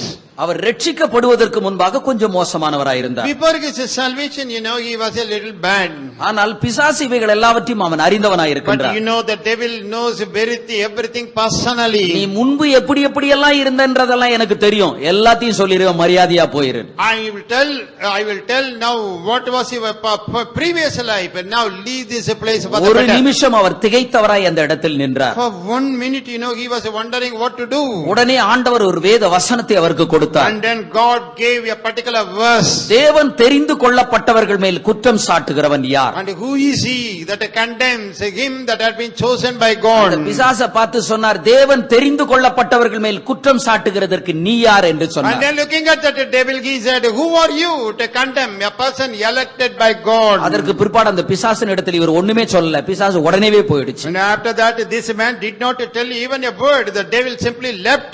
இவர் போன்னும் சொல்லல, அந்த பிசாசுக்காக அவர் ஜெபிக்கவும் செய்யல, பிசாசு உடனே He போய்விட்டது. did not pray, he did not command the devil to go, but the devil left of its own self. அருமையானவர்களே, நம்முடைய இருதயத்திலே வேத வசனம் நிரம்பி இருக்குமானால் நமக்கு வருகிறதான எல்லா யுத்தங்களையும் நாம் ஜெயம் எடுக்கலாம். Beloved people, if our heart is overflowing with the word of God, in all our personal battles we can be victorious. இஸ்ரவேல் ஜனங்களுக்கு ஆண்டவர் மன்னாவை கொடுத்தார். To the people of Israel, God gave manna. இந்த மன்னாவை தான் அவர்கள் புசித்து அவர்கள் வளர வேண்டியவராயிருந்தார்கள். And these people had to compulsorily eat that manna and grow thereby. இந்த மன்னாவை பற்றி வேதம் என்ன சொல்கிறது? You know what the Bible says about this manna? அது தேனிட்ட பணியாரமாய் காணப்பட்டது. And it is a sweet meat made of honey. அருமையானவர்களே, நம்முடைய ஆண்டவராகிய இயேசு கிறிஸ்து ஒரு மன்னாவாய் காணப்படுகிறார். Yes, beloved people of God, our Lord Jesus is like a manna. அந்த மன்னாவும் தேனிட்ட பணியாரமாய் காணப்படுகிறார். And that manna is really a sweet meat mixed with honey. அவர் தேனிட்ட பணியாரமாய் இருக்கிறதுனால தான் ஒவ்வொரு நாளும் அவர் நல்லவர், அவர் வல்லவர், அவர் போதுமானவர், அவர் அன்புள்ளவர் என்று அவருடைய ருசியினுடைய தன்மையை நாம் சொல்கின்றோம். And because he is that sweet meat mixed with honey, every day we praise Jesus, saying he is good, he is able, and he is anapara. அவருடைய வாயினுடைய வார்த்தைகளும் கூட ஒரு இனிமையானவைகளாய் And காணப்படுகின்றது. the very words of the mouth of the Lord Jesus are so sweet. அவருடைய வார்த்தைகளின் மூலமாக அவர் ஆறுதல் படுத்தினார், தைரியமூட்டினார். And through the words of his mouth he comforted and he encouraged people. ஒரு விதவையினுடைய மகன் மரித்து போனான். And the son of a widow, he died. அந்த மரித்து போனதான வாலிபனை பாடையிலே சுமந்து கொண்டு போகிறார்கள். And they were carrying this cups, on a bear. இந்த விதவை தாய் அழுது கொண்டே போகின்றாள். This poor widow woman was now crying. அவளை அழாதே என்று ஆறுதல் படுத்தி அந்த மகனுக்கு வாலிபனுக்கு ஒரு ஜீவனை கொடுக்கின்றார். And then the Lord Jesus comforted her, saying, weep not, and he gave a new life to this cup. அருமையானவர்களே, அவருடைய வார்த்தையானது அவனுக்கு ஒரு ஜீவனை கொடுத்தது. Yeah, beloved people, the word of Jesus imparted a new life to the அவருடைய dead man. வார்த்தையானது அந்த விதவை ஸ்திரீக்கு ஒரு ஆறுதலை தந்தது. And the word of Jesus gave a comfort, a consolation to that widow. எவ்வளவுக்கு எவ்வளவு கர்த்தருடைய வார்த்தையை நாம் வாசிக்கிறோமோ அந்த வார்த்தையானது நமக்கு ஜீவனை தரும், ஆறுதலை தரும். To what extent we read the word of God, that will give us a comfort and a life. இந்த வேத புத்தகத்தை கதை புத்தகம் என்று நினைத்துக் கொள்ளாதிருங்கள். And please do not presume this word of God as a story book. நம்முடைய believer ஒருத்தர் இன்னொருத்தருக்கு ஆலோசனை சொல்லி கொடுத்திருக்கிறார். Our believer, he was giving a counsel to another believer. எனக்கு கெட்ட சொப்பனம் வந்துட்டு இருக்கு, என்ன பண்றதுன்னு தெரியல. And this brother said, see, constantly I am having bad filthy dream, I don't know what to do. பைபிளை தலைக்கு வச்சு படுத்துடுங்க, கெட்ட சொப்பனம் வராது. And then this man said, why don't you keep the Bible as your pillow, then you would not have a bad dream. Bible ஒண்ணும் தலையணை கிடையாதுங்க. Bible என்று சொல்வது ஒரு மனுஷனுக்கு ஜீவனை கொடுக்க See, கூடியது. this Bible is not a pillow, but it will give life to us. ஆனா அந்த சகோதரியின் தலைக்கு வச்சு படுத்தாங்க, அவங்களுக்கு கெட்ட சொப்பனம் வரல என்பது அது உண்மை. It is true that a sister kept this Bible as a pillow and she had no more that a filthy dream. ஒரு புறம் அது அவர்களுடைய அறியாமை, மறுபுறம் அது அவர்களுடைய விசுவாசம். And one side, that was ignorance, and the other side, that is their faith. அதே நேரத்தில் நாம இப்படி ஒரு தவறான ஒரு ஆலோசனையை மற்றவர்களுக்கு தரக்கூடாது. But at the same time, this type of wrong counsel we should not give to others. வேதம் என்று சொல்வது தேனிலும் தெளிதேனிலும் மதுரமானதாய் So the காணப்படுகிறது. word of God, the law, is sweeter than honey, and honey out of the honeycomb. 119வது சங்கீதம் 9வது வசனத்தை நான் வாசிக்கும் போது, Psalm 119 verse 9. வாலிபன் தன் வழியை எதனாலே சுத்தம் பண்ணுவான்? அல்லவா? Wherewithal shall a young man cleanse his way? தன்னுடைய வசனத்தின்படி தன்னை காத்துக் கொள்கிறதினால் அல்லவா? By taking heed thereto according to your word. வாலிபன் தன் வழியை எதனாலே சுத்தம் பண்ணுவான்? வேத வசனத்தினால் தன்னை காத்துக் கொள்கிறதினால் அல்லவா? Wherewithal shall a young man cleanse his way? Is it not by taking heed thereto according to your word? வேத வசனத்தை வாசித்து அதன்படி நாம் ஜீவிக்கிற வேளையிலே தங்களுடைய ஜீவியத்தை காத்துக் கொள்ளலாம். When we read the word of God and keep our life accordingly, then walk accordingly, we can keep our life. இந்த இடத்திலே வழி என்ற ஒரு பதம் காணப்படுகிறது. அது ஒரு பாதை அல்ல, அது ஒரு ஜீவியத்தை And வெளிப்படுத்துகிறது. here you see this word way, that is not a path, but that is the life. நம்முடைய ஜீவியத்தை நாம் பாதுகாத்துக் கொள்வதற்கு வேத வசனம் பிரயோஜனமானதா To இருக்கிறது. preserve our life, we need the help of the word. பாருங்க, உலகத்துல நம்ம பயன்படுத்தக்கூடிய சில பொருள் கெட்டு போகாமல் இருப்பதற்கு நாம் என்ன செய்கின்றோம்? You know, we have got some of the preservatives in this world to keep the things safe from perishing. சிலவற்றிலே அதிகமான உப்பை போடுகிறோம், சிலவற்றில் அதிகமாக எண்ணெயை நாம் ஊற்றி Some விடுகிறோம். of these food items, you know, we add more oil or more salt. இவைகளுக்கு பாதுகாக்கக்கூடியதான ஒரு தன்மை இருப்பது போல Even as they have that preserving capacity. வேத வசனத்தை நாம் வாசித்து அதை கை கொள்கிறதான நேரத்திலே நம்முடைய ஜீவியங்கள் When பாதுகாக்கப்படுகிறது. we read the word, when we keep the word, our life is preserved. இன்னொரு விதத்திலே சொல்லுமானால் வேத வசனத்தை வாசிக்கிறதான வேளையிலே அவர்களுடைய ஜீவியமானது சுத்தமாக்கப்படுகிறது. In another sense, we can say when we read and meditate upon this word of God, our life is cleansed. எபேசியர் 5ஆம் அதிகாரம் 26வது வசனத்தை நாம் வாசிக்கும் போது Ephesians 5th chapter verse 26. அந்த இடத்திலே வேத வசனத்தை தண்ணீருக்கு ஒப்புமையாக And படிக்கின்றோம். there we are comparing this word of God to water. திருவசனமாகிய தண்ணீர் என்று எழுதப்பட்டிருக்கிறது. And there that divine word, the water. தண்ணீரினுடைய தன்மை என்ன? What is the nature of water? தண்ணீர் அழுக்கை எல்லாவற்றையும் போக்கி விடுகிறது. And the water, you know, will remove all the dirt. ஒரு இடத்தையோ ஒரு நபரை அது சுத்தமாக வைத்துக் கொள்கிறது. And that will cleanse a place and also the person. அழுக்கை நீக்கி அது சுத்தமாக வைத்திருப்பது போல Even as it removes the dirt and makes it clean and neat. வேத வசனம் என்று சொல்வது நமக்குள்ள இருக்கக்கூடியதான பாவ அழுக்கை நீக்குகிறது. The word of God will remove that uncleanness of our sin in us. கர்த்தருக்காக பரிசுத்தமாய் ஜீவிக்கும்படிக்கு இந்த வேத வசனம் நமக்கு உதவியாய் காணப்படுகிறது. This word of God will enable us to lead a sanctified life. எவ்வளவுக்கு எவ்வளவு ஒரு நபர் இதை நேசித்து வாசிக்கிறார்கள், ஆண்டவர் அவர்களுக்குள்ள ஒரு பரிசுத்தத்தை தருகிறார். To what extent a person is loving the word of God and reading, the Lord is imparting holiness to நமக்கு him. சில நேரத்துல பாவ சோதனைகள் வரலாம். Sometimes, you know, we may have the temptation of a sin. அந்த பாவ சோதனைகளை நாம் எளிதிலே வேத வசனத்தின் மூலமாக நாம் மேற்கொள்ளலாம். And very easily, with the help of the word of God, we can overcome the temptation ஒரு of a sin. ஊழியக்காரர் விதமாக சொன்னார், One servant of God saying, நான் கர்த்தருக்காக நான் வாழக்கூடிய ஒரு நபராய் I இருந்தாலும் am a person living only for the Lord. நான் பரிசுத்தமாய் ஜீவிக்க வேண்டும் என்ற வாஞ்சை எனக்குள்ளே I காணப்படுகிறது. got that longing that I must lead a holy life. வாஞ்சை எனக்குள்ளே இருந்தாலும் எனக்குள்ளே ஒரு போராட்டத்தை நான் அடிக்கடி உணர்ந்து I have கொண்டிருந்தேன். that desire, but yet there is a constant struggle within இந்த me. போராட்டத்திலிருந்து விடுதலை பெற்றுக் கொள்வதற்கு எனக்கு வழி தெரியவில்லை. I do not know how I can be delivered from this நான் struggle. உபவாசித்து பார்த்தேன், எனக்கு விடுதலை இல்லை. I fasted, no deliverance. நான் கண்ணீர் விட்டு பார்த்தேன், எனக்கு விடுதலை I இல்லை. cried, shed tears, but no deliverance. என்ன செய்வதென்று அங்கலாய்த்துக் கொண்டிருந்தேன். And he was bemoaning what to do. ஒரு நாள் நான் ஜெபித்துக் கொண்டிருக்கிற நேரத்திலே கர்த்தருடைய ஆவியானவர் என்னோடு கூட இடைப்பட்டார். One day, as I was praying, the Spirit of the Lord dealt என்னுடைய with me. வேத வசனத்தை நீ உரிமை பாராட்டு என்று சொன்னார். And he said, claim my word as yours. இந்த கர்த்தருடைய ஊழியக்காரர் வேத வசனத்தை உரிமை பாராட்டினார். And then the servant of God checked his claim on the word. எப்போதெல்லாம் தன்னுடைய சரீரத்திலே ஒரு பெரிய ஒரு பாவத்தினுடைய உணர்வை அவர் உணர்ந்தார். So whenever he had that feeling of sin in his flesh, அப்பொழுது வேத வசனத்தை அவர் சொன்னார். at that time he began to repeat the word. கிறிஸ்துவினுடையவர்கள் மாம்சத்தையும் ஆசை இச்சைகளையும் சிலுவையில் And அறைந்திருக்கிறார்கள். they that are Christ have crucified their fleshly lusts and affections on the cross. நான் மாம்சத்திற்கும் ஆசை இச்சைகளுக்கும் சிலுவையில் அறையுண்டிருக்கிறேன். And I have been crucified to the lust and the will of the flesh. என்னோடு கூட போராடுகிறதான வல்லமையே என் மாம்சத்தை போய் சிலுவையில பாருன்னு சொன்னார். And then you will power which is striving against me. You look my flesh on the cross.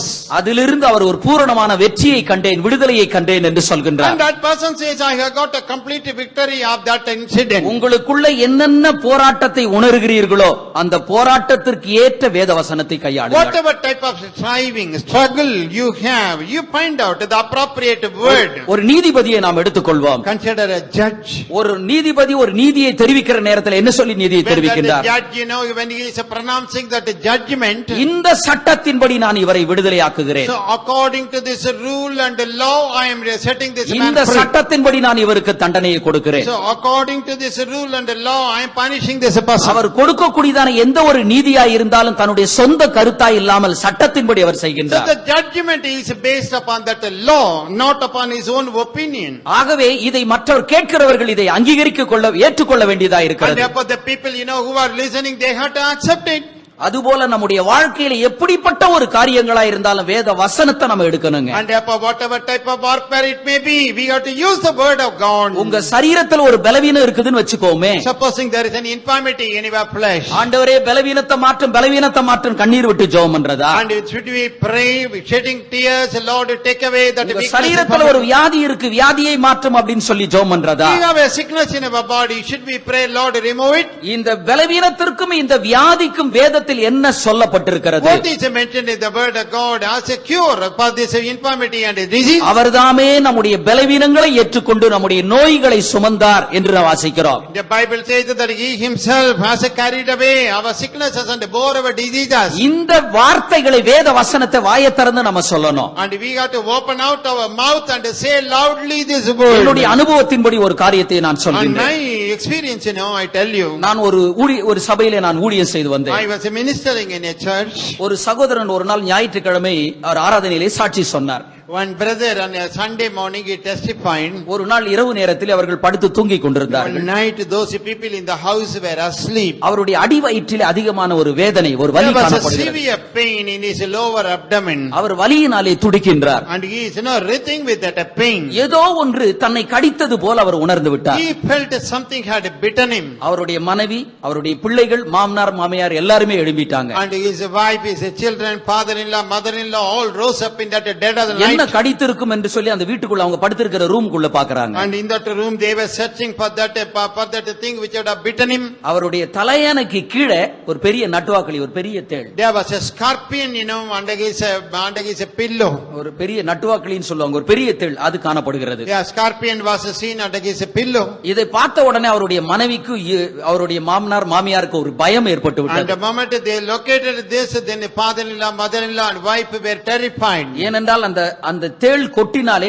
சீக்கிரத்திலே மரித்து போய்விடுவார். Because they all knew, supposing the person is bitten by that, immediately that person will die. ஐயோ என்ன ஆக போகுதுன்னு சொல்லிட்டு மனைவி அழ ஆரம்பித்து And then the விட்டார். wife began to cry, what is going to happen now? இந்த சகோதரர் என்ன சொன்னார்? You know what this brother said? வேத புத்தகத்தை திற, Open the word of God. சர்ப்பங்களையும் தேள்களையும் எடுக்கவும் சத்துருவனுடைய சகல வல்லமைகளை மேற்கொள்ளும் உனக்கு அதிகாரம் கொடுக்கிறேன், ஒன்றும் உன்னை சேதப்படுத்த மாட்டாது. And behold, I give you the power and authority over the serpents and the scorpions, and nothing shall by enemies hurt you. இந்த வேத வசனத்தை தன்னுடைய மனைவியின் இடத்திலே வாசிக்க வைத்துவிட்டு 3 முறை திரும்ப சொன்னார். And he asked his wife to read this word, and 3 times he said the same thing repeatedly. நான் 3 முறை சொல்லி முடித்தேன், வலி எங்கே போனது என்று தெரியவில்லை. See, 3 times I repeated, I don't know where the pain had gone. ஆண்டவர் ஒரு அற்புதமான ஒரு சுகத்தை தந்தார் என்று சபையிலே அநேகருக்கு முன்பாக So சாட்சியாக before சொன்னார். many people, that person testified, God granted a very good அந்த deliverance. சகோதரன் இன்றைக்கும் கூட கவுண்டம்பாளையம் சபையிலே ஒரு விசுவாசியாய் And காணப்படுகிறார். that brother even today is a believer in Gaundambalayam church. நம்முடைய வாழ்க்கையிலே எப்படிப்பட்ட ஒரு பிரச்சனையா இருந்தாலும் அதுக்கேற்ற ஒரு வேத வசனத்தை கையாளுங்க. So whatever be our personal problem, now use that word of God which is appropriate for that. இயேசு கிறிஸ்துவை பிசாசானவன் சோதிக்கும்படிக்கு வந்தான். Devil came to tempt Jesus. எங்கேயாவது இயேசு அப்பாலே போ சாத்தானே, ஓடி போ சாத்தானே அப்படின்னு எதையாவது சொன்னாரா? And did ever Jesus say, get thee behind me or run away from me, பாருங்க, Satan? சோதனை வர்றதான நேரத்துல எல்லாம் வேத வசனத்தை தான் சொன்னார், போன் கூட சொல்லல. And at the time of trial and temptation, he just quoted the word. He never said, you leave me. மனுஷன் அப்பத்தினாலே மாத்திரமல்ல தேவனுடைய வாயிலிருந்து வருகிறதான வார்த்தையினாலே பிழைப்பான் என்று சொன்னார். And Jesus said, a man shall not live by bread alone, but by every word that proceeds out of the mouth of God. தேவனாகிய கர்த்தரை பணிந்து கொண்டு அவர் ஒருவருக்கே ஆராதனை செய்வாயாக என்று சொன்னார். And he said, worship the Lord your God and serve him only. இதெல்லாம் சொன்ன பிற்பாடு பிசாசானவன் சில காலம் அவரை விட்டு பிரிந்து போனான் என்று வாசிக்கிறோம். We read that having said all that, the devil departed from Jesus for some நீங்க time. எந்த போராட்டத்தில் இருந்தாலும் அந்த போராட்டத்துக்காக அழுதுகிட்டு இருக்காதீங்க, புலம்பிட்டு இருக்காதீங்க. நீங்க வேத வசனத்தை கையாளுங்க. Whatever be your struggle, warfare, do not lament over that, but use the word. சரீரத்துல பலவீனம் இருந்துச்சுன்னா அந்த பலவீனத்துக்கு ஏற்றதான வேத வசனத்தை உரிமை பாராட்டுங்க. If you have weakness in your body, then take claim upon that word which has something to do with your pain. வேத வசனம் என்று சொல்வது ஆண்டவர் நமக்கு எழுதி கொடுத்த ஒரு உறுதி பத்திரத்தை போன்றது. And when we say that the word of God, that is the declaration which the Lord had given to us. அது என்ன உறுதி பத்திரம் என்பது என்ன? And what is that declaration? Emancipation. ஒரு நிலத்தையோ ஒரு வீட்டையோ எனக்கு சொந்தம் என்று எப்படி நாம் உரிமை பாராட்டுகிறோம்? How do we claim that a piece of land or a house is ours? நம்ம உரிமை பாராட்டுற எனக்கு சொந்தம்னு சொல்றோம். And we say it is ours. மற்றவங்க கேக்குறாங்க எப்படி சொந்தம்? And other people say, how do you say it is yours? கேட்ட பத்திரம் இருக்கு, அது என்னுடைய பெயரிலே காணப்படுகிறது. And we say we have the document, it is in my name. வேத வசனம் என்று சொல்வது ஒரு உறுதி பத்திரமாய் இருக்கிறது. And when we say the word of God, that is a written document. அது நமக்கு சொந்தமானதாய் காணப்படுகிறது. And it belongs to us. அந்த வேத வசனத்தை உரிமை பாராட்டுங்க. And take claim upon that word. சில நேரத்தில் உங்களுடைய பிள்ளைகள் கர்த்தருடைய பாதையை விட்டு அவர்கள் வழி தவறி போகலாம். Sometimes your children may go astray from the path of the Lord. ஆண்டவரே நான் பக்தியா இருக்கிறேன், பரிசுத்தமா இருக்கிறேன், என் பிள்ளை இப்படி இருக்கிறேன் வேதனைப்படலாம். And you may be lamenting, oh Lord, I am holy, I am godly, then why should my child be like that? உங்களுடைய பிள்ளைகளுக்காக ஜெபியுங்கள். Yeah, you pray for your children. அதே நேரத்திலே At same time, என் பிள்ளைகள் கர்த்தரால் போதிக்கப்பட்டிருப்பார்கள், என் பிள்ளைகளுடைய சமாதானம் பெரிதா இருக்கும் என்று திரும்ப திரும்ப and சொல்லுங்கள். again and again you say, my children will be taught by the Lord and my peace will be great. அருமையானவர்களே, உங்கள் எல்லாருடைய வாழ்க்கையிலும் ஏதோ தவிர்க்க முடியாத சில பிரச்சனைகள் உங்களோடு கூட போராடி Yes, கொண்டிருக்கும். beloved people, in the life of every one of you, there will be something unavoidable striving against you. இவ்வளவு காலங்கள் வரைக்கும் அவைகளுக்காக நீங்கள் ஜெபித்துக் கொண்டிருக்கலாம். And till this day, you might have been praying. இன்றைக்கு நான் உங்களுக்கு சொல்கின்றேன், But today I want to tell you, உங்களுடைய பிரச்சனைக்கு ஏற்றதான வேத வசனத்தை வேதத்திலிருந்து கண்டுபிடித்து எழுதி வையுங்கள். and find out that the word of God which suits your problem and write it down. அந்த வேத வசனத்தை திரும்ப திரும்ப விசுவாசத்தோடு சொல்லுங்கள், கர்த்தர் உங்களுக்கு ஒரு ஜெயத்தை தருவார். Repeatedly say that word aloud, then God will give you that victory because of your faith. உங்களுக்குள்ளே ஏற்படுகிறதான ஒரு இச்சையா இருந்தாலும் சரி, And maybe that is the last on your part. சரீரத்தில் ஏற்படுகிறதான வியாதி பலவீனங்களா Or it இருந்தாலும், may be an infirmity or a disease in the body. பிள்ளைகளுடைய வாழ்க்கையில் ஏற்படுகிறதான ஒரு கஷ்டங்களா இருந்தாலும் Or சரி, it may be the difficulty in the life of the home. எல்லாவற்றுக்கும் வேத வசனம் என்று சொல்வது ஒரு போதுமானதா இருக்கிறது. And for all this, the word of God is all sufficient. அடுத்தது 119வது சங்கீதம் 105வது வசனத்தை So வாசிக்கும் போது, 119th Psalm verse 105. உமது வசனம் என் கால்களுக்கு தீபம் பாதைக்கு வெளிச்சம் என்று சொல்கிறார். Your word is a lamp unto my feet and a light unto my path. உமது வசனம் என் கால்களுக்கு தீபமும் என் பாதைக்கு வெளிச்சமாயிருக்கிறது. Your word is a lamp unto my feet and a light unto my path. அருமையானவர்களே, நாம் இந்த இருண்ட உலகத்திலே நாம் ஜீவிக்கிறோம். Yeah, beloved people of God, we are living in a dark world. நாம் பாவம் நிறைந்த இந்த உலகத்திலே நாம் We are ஜீவிக்கின்றோம். right now living in this world of sin. இந்த இருண்ட உலகத்திலே நாம் எப்படி நாம் கர்த்தருக்காக வைராக்கியமாய் How ஜீவிப்பது? can we lead a jealous life for our Lord? வேத வசனம் நம்முடைய கால்களுக்கு தீபமாய் The காணப்படுகிறது. word of God is a lamp unto our feet. நாம் எப்படி இருளுள்ள இடத்துல கடந்து போனாலும் சரி, ஆண்டவர் நமக்கு வெளிச்சமாய் We காணப்படுவார். may be going through utter darkness, but the Lord will be light before us. இந்த இருள் என்று சொல்வது பாவத்தினுடைய வல்லமையை What வெளிப்படுத்துகிறது. is that darkness? That is the power of sin. இருள் என்று சொல்வது சாத்தானுடைய வல்லமையை And வெளிப்படுத்துகிறது. that darkness reveals the power of Satan. இவைகள் எல்லாவற்றையும் மேற்கொள்வதற்கு வேத வசனம் போதுமானதாய் To காணப்படும். overcome all that, the word of God is all sufficient. சில நேரத்தில் சிலரை நாம் அதிகமாக நேசிப்போம். Sometimes, we love a person so much. அதிகமாக நேசிக்க கூடியதான ஒரு நபர் சில தவறான காரியத்தை செய்யும்படிக்கு And நம்மிடத்தில் that சொல்வார். person whom we love so much may be doing something very wrong. அந்த தவறான காரியத்தை நாம் தட்ட முடியாத ஒரு சூழ்நிலையிலே And காணப்படலாம். we have come to that predicament, we have no control over that person. பழகிட்டோமே, என்ன பண்றது அப்படின்னு நம்ம நினைப்போம். And we will be thinking, after all, see, that person is so close. எப்படிப்பட்டதான ஒரு சூழ்நிலையா இருந்தாலும் வேத வசனத்தை நீங்கள் கருத்தாக வாசித்திருப்பீர்களானால் எல்லா இருண்ட நேரத்திலும் அது தீபமாய் காணப்படும். So whatever be that darkness, that if you read the word carefully, then that will be a light in that path. வேத வசனம் என்று சொல்வது ஒரு பட்டயமாய் And the காணப்படுகிறது. word of God is actually a sword. இது ஆவியினுடைய பட்டயம் என்று நாம் எபேசியரிலே நாம் In the வாசிக்கின்றோம். book of Ephesians we read that this is the sword of the spirit. அப்போஸ்தலனாகிய பவுல் எபேசியருக்கு எழுதுகிறதான நேரத்திலே ஒரு மனுஷன் எப்படி தன்னை தற்காத்துக் கொள்ளணும்னு சொல்றார். Apostle Paul, when he is writing to the believers at Ephesus, he is telling how to preserve their life. எபேசியரின் புஸ்தகம் 6ஆம் அதிகாரம் நாம் 12வது 14வது வசனத்திலிருந்து சில காரியத்தை நாம் வாசிக்கிறோம்.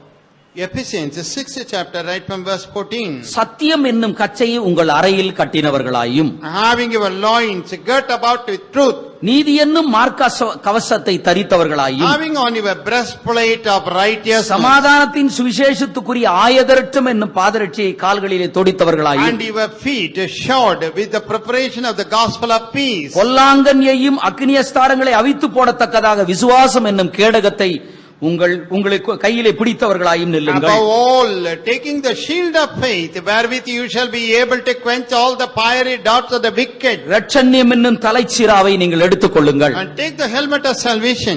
கடைசியாக சொல்கிறார் வேத வசனமாகிய ஆவியினுடைய பட்டயம் என்று சொல்கிறார். Finally he says the sword of the spirit, which is the word of God. இங்கே 6 விதமான ஆயுதங்களை பற்றி நாம் 6 படிக்கிறோம். types of weapons we see here. இந்த 6 ஆயுதங்கள் 5 ஆயுதங்கள் தற்காக்கக்கூடிய ஆயுதங்கள். And 5 of these 6, they are for our protection. ஒரே ஒரு ஆயுதம் தாக்கக்கூடிய ஆயுதமாக Only இருக்கிறது. one weapon is offensive. அது என்ன தாக்கக்கூடிய ஆயுதம்? What is that offensive weapon? வேத வசனமாகிய ஆவியினுடைய பட்டயம். So the word of God, that is the sword of the spirit. இப்ப எதிராளியை தாக்குவதற்கு ஆண்டவர் ஒரு பட்டயமாகிய ஆயுதத்தை கொடுத்து வச்சிருக்கிறார். To attack that enemy, God has given us the sword, the word. நம்முடைய போராட்டங்கள் மாம்சத்தோடு இரத்தத்தோடு மாத்திரமல்ல, Our warfare is not against the flesh and blood. துரைத்தனங்களோடு அதிகாரங்களோடு இப்பிரபஞ்சத்தில் இருக்கக்கூடியதான பொல்லாத ஆவிகளின் சேனைகளோடு போராட்டம் உண்டு. Against the principalities, against the powers, against the rulers of darkness of this world. இவைகள் எல்லாவற்றையும் மேற்கொள்வதற்கு ஆவியினுடைய பட்டயம் நமக்கு அவசியமாக To இருக்கிறது. overcome all that, we need to have the sword of the spirit. அருமையானவர்களே, வேத வசனத்துக்கு முக்கியத்துவத்தை கொடுங்க. Yeah, beloved people, give importance to the word of God. இந்த வேத வசனம் உங்களை காப்பாற்றும். This word of God will preserve you, keep வேத you. வசனம் உங்களுக்கு ஆறுதலை தேடி The தரும். word of God will console you. இந்த வேத வசனம் உங்களை உயர்த்தும். And the word of God will exalt you. வேத வசனம் உங்களை கனப்படுத்தும். The word of God will honor you.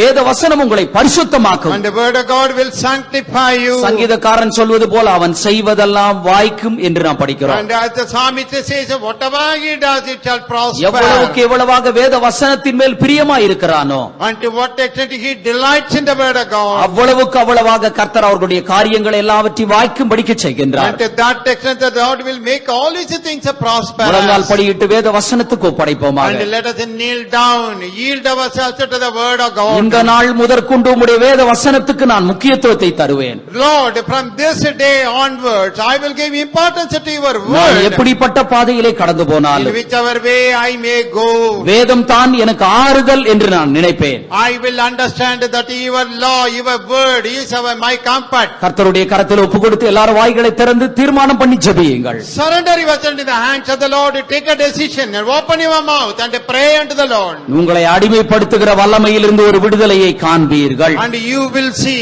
a deliverance from that power which is enslaving you. கர்த்தர் உங்கள் ஒவ்வொருவருடைய கரத்திலும் ஒரு பட்டயத்தை In கொடுத்திருக்கிறார். every one of your hand, the Lord has given you a sword. அந்த பட்டயத்தை எடுத்து யுத்தம் செய்யுங்கள். And use that sword and fight the battle. வேதத்திலே பெலிஸ்தியர்களை பற்றி நாம் படிக்கிற In the வேளையிலே word of God, we read about the Philistines. அவர்கள் ஒரு காலகட்டத்திலே ஒரு உபாய தந்திரம் செய்தார்கள். And once upon a time, they had a trick. இஸ்ரவேல் ஜனங்கள் எப்படி நிரந்தரமாக தங்களுக்கு அடிமையை வைத்திருப்பது, And by which method they can just subjugate these Israelites. ஒருவருடைய கையிலும் பட்டயத்தையும் ஈட்டியும் இல்லாதபடிக்கு பார்த்துக் கொள்ள வேண்டும். And we must see to it that none of the Israelites had neither a spear nor a sword. ஒருவருடைய கரத்திலும் பட்டயம் ஈட்டியோ இருக்கக்கூடாது என்று நினைத்தார்கள். And they thought that the Israelites, none of them should have the sword. கொல்லரை எல்லாம் அவர்கள் பிடித்து கொன்று போட்டு விட்டார்கள். And they caught all these blacksmiths and then they slew them. திடீரென்று ஒரு யுத்தம் ஏற்பட்டது. Suddenly a war break out. இஸ்ரவேல் ஜனங்கள் அந்த யுத்தத்தில் அவர்கள் திகைத்து போனார்கள். And these people of Israel were now worried what to do. இதற்கு காரணம் என்ன? What is the reason? ராஜாவாகிய சவுலிடத்திலும் அவனுடைய குமாரனாகிய யோனத்தான் இடத்திலுமே அன்றி வேறு ஒருவரிடத்திலும் பட்டயமும் ஈட்டியும் இல்லாதிருந்தது. And none of the people of Israel had neither the sword nor the spear excepting Jonathan and his father Saul. இந்த பெலிஸ்திய வல்லமைகள் இன்றைக்கு போராடிக் And கொண்டிருக்கிறது. the Philistine power are now struggling against us. வேத வசனமாகிய பட்டயத்தை பிடுங்கிறதுக்கு பாக்குது. And they want to snatch away that word of God, the sword of the Spirit. வாசிக்க விடாதபடிக்கு பிசாசானவன் தடை பண்ணுகின்றான். And the devil is preventing us from reading. அந்த நேரத்தில் ஏதாவது ஒரு பிரச்சனையை கொண்டு வரான். At that time he is bringing a problem. அந்த நேரத்தில் நமக்கு பலவிதமான சில போராட்டங்கள் ஏற்பட்டு At விடுகிறது. that time we have some struggling. இது சாத்தானுடைய தந்திரங்களில் ஒன்றாய் இருக்கிறது. It is the craftiness, the wile of the உங்களுடைய devil. பட்டயத்தை நீங்கள் கையில எடுத்துக் கொள்ளுங்கள். Take the sword in your hand. நாம் யுத்தம் செய்ய வேண்டிய காலமாய் இருக்கிறது. This is the time for the battle. நெகேமியாவினுடைய காலத்தில் அவர்கள் எப்படிப்பட்டவர்களாய் You இருந்தார்கள்? know, during the time of Jeremiah, what were ஒரு the கையிலே people? அவர்கள் பட்டயத்தை வைத்திருந்தார்கள். In Nehemiah, they got in one hand a hold a sword. மறு கையிலே அவர்கள் அலங்கத்தை கட்டினார்கள். By the other hand, they built a wall. அவர்களுடைய சத்துருக்கள் அவர்களை தொட முடியவில்லை. Their enemies could not touch them. அருமையான தேவ ஜனமே, பட்டயத்தை கையில எடுங்கள். Oh, beloved people of God, take that sword in your hand. ஆண்டவரிடத்தில் சொல்லுங்க, ஆண்டவரை எப்பேற்பட்ட சூழ்நிலையாய் இருந்தாலும், வேத வாசிக்க முடியாத நிலவரமாய் இருந்தாலும் இனி வேதத்தை வாசிப்பேன். And you tell the Lord, Lord, whatever be the difficulty, the situation, I will read the word. Hallelujah. Stotram ஆண்டவரே, we worship you, Jesus. திரும்பி Amen. Hallelujah. Amen. The name of Jesus, the name of the Lord, the name of Jesus. Amen. Amen. ஸ்தோத்திரம் ஆண்டவரே. ஹல்லேலூயா.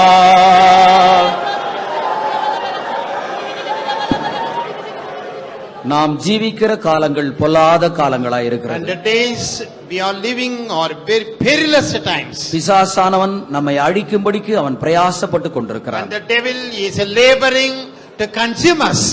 நம்முடைய கையில் இருக்கிற பட்டயத்தை அவன் பிடுங்கும்படிக்கு விரும்புகிறான். And he desires to snatch away the sword in our hand. பட்டயம் இல்லாவிட்டால் நம்மால் யுத்தம் செய்ய முடியாது. Without the sword we cannot fight. சகோதரனே, உன்னால் வேதம் வாசிக்க முடியாவிட்டால் அது நீ சொல்லுகிற காரணம் சரியல்ல. Brother, if you were not able to read the word of God, you are giving only the false excuse. சாத்தான் தன்னுடைய தந்திரத்தை உங்களுக்குள்ளே போட்டிருக்கிறான். See, Satan has casting his snare upon you. இன்றைக்கு வேலை அதிகமாக இருக்கிறது என்று சொல்கிறான். And he says, today you have got so much to do.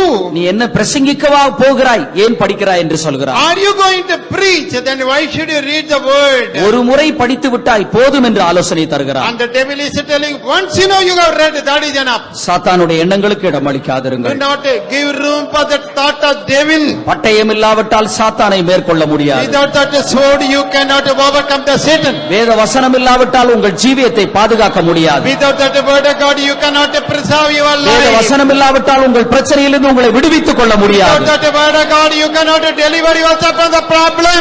ஒரு தீர்மானத்துக்கு கடந்து வாருங்கள். Come to take a decision. எவ்வளவு வேலை இருந்தாலும் உங்களுடைய வேதத்தை வாசிக்கிறத நான் நிறுத்த மாட்டேன். How much work you may have to do, I will not stop reading the Bible. நீங்கள் தீர்மானம் செய்யுங்கள். உங்களை அடிமைப்படுத்துகிற பொல்லாத ஆவியின் வல்லமைகள் உங்களை விட்டு ஓடி போவதை காண்பீர்கள். And you take the decision, you will see that the enslaving power of the devil leaving you. ஆண்டவர் உங்கள் ஒவ்வொருவருடைய கரத்திலும் ஒரு ஆவியின் பட்டயத்தை கையில் அளிக்கின்றார். In every one of you, in every one of your hands, the Lord has given that sword of the Spirit. Hallelujah. Hallelujah. Stotram ஆண்டவரே. Hallelujah. Stotram ஆண்டவரே. Stotram ஆண்டவரே. Praise the Lord. Praise the Lord. Praise the Lord. திரும்பி.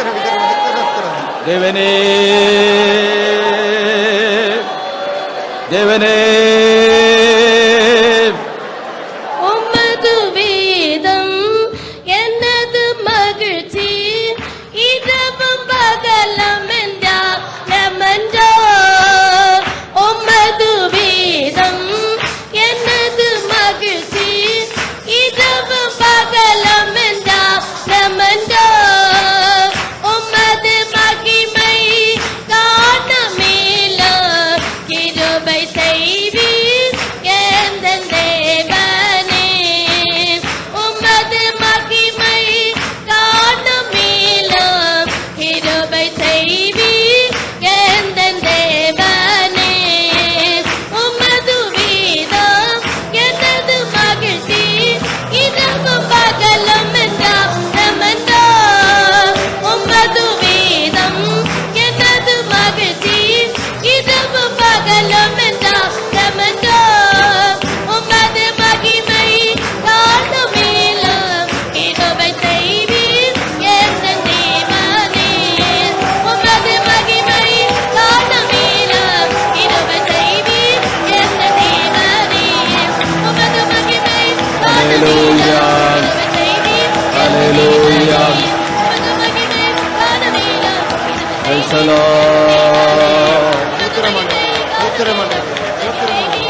Hallelujah.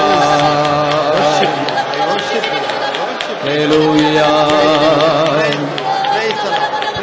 Kave. Kave.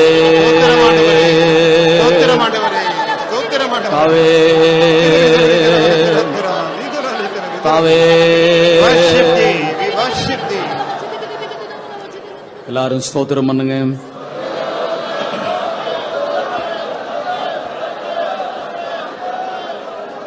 இந்த நாளின் காலை நேரத்திலும் நம் அனைவரையும் பரிசுத்த ஆவியானவர் அவருடைய சமூகத்திலே கூட்டி சேர்த்தார். ஸ்தோத்திரம் பண்ணுங்க. ஸ்தோத்திரம், ஸ்தோத்திரம், ஸ்தோத்திரம், ஸ்தோத்திரம். நாம் எல்லாருக்கும் அறிந்திருக்கிற ஒரு சத்தியத்தை ஆண்டவர் நமக்கு நினைப்பூட்டி தந்தார். ஸ்தோத்திரம் பண்ணுங்க.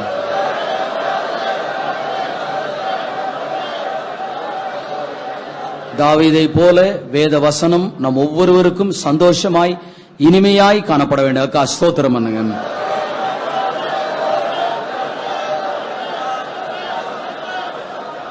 நாமும் நம்முடைய பிள்ளைகளும் இந்த காரியத்திலே ஒழுக்கமாய் காணப்பட கர்த்தர் நம் ஒவ்வொருவருக்கும் பலன் தரணும். ஸ்தோத்திரம் பண்ணுங்க.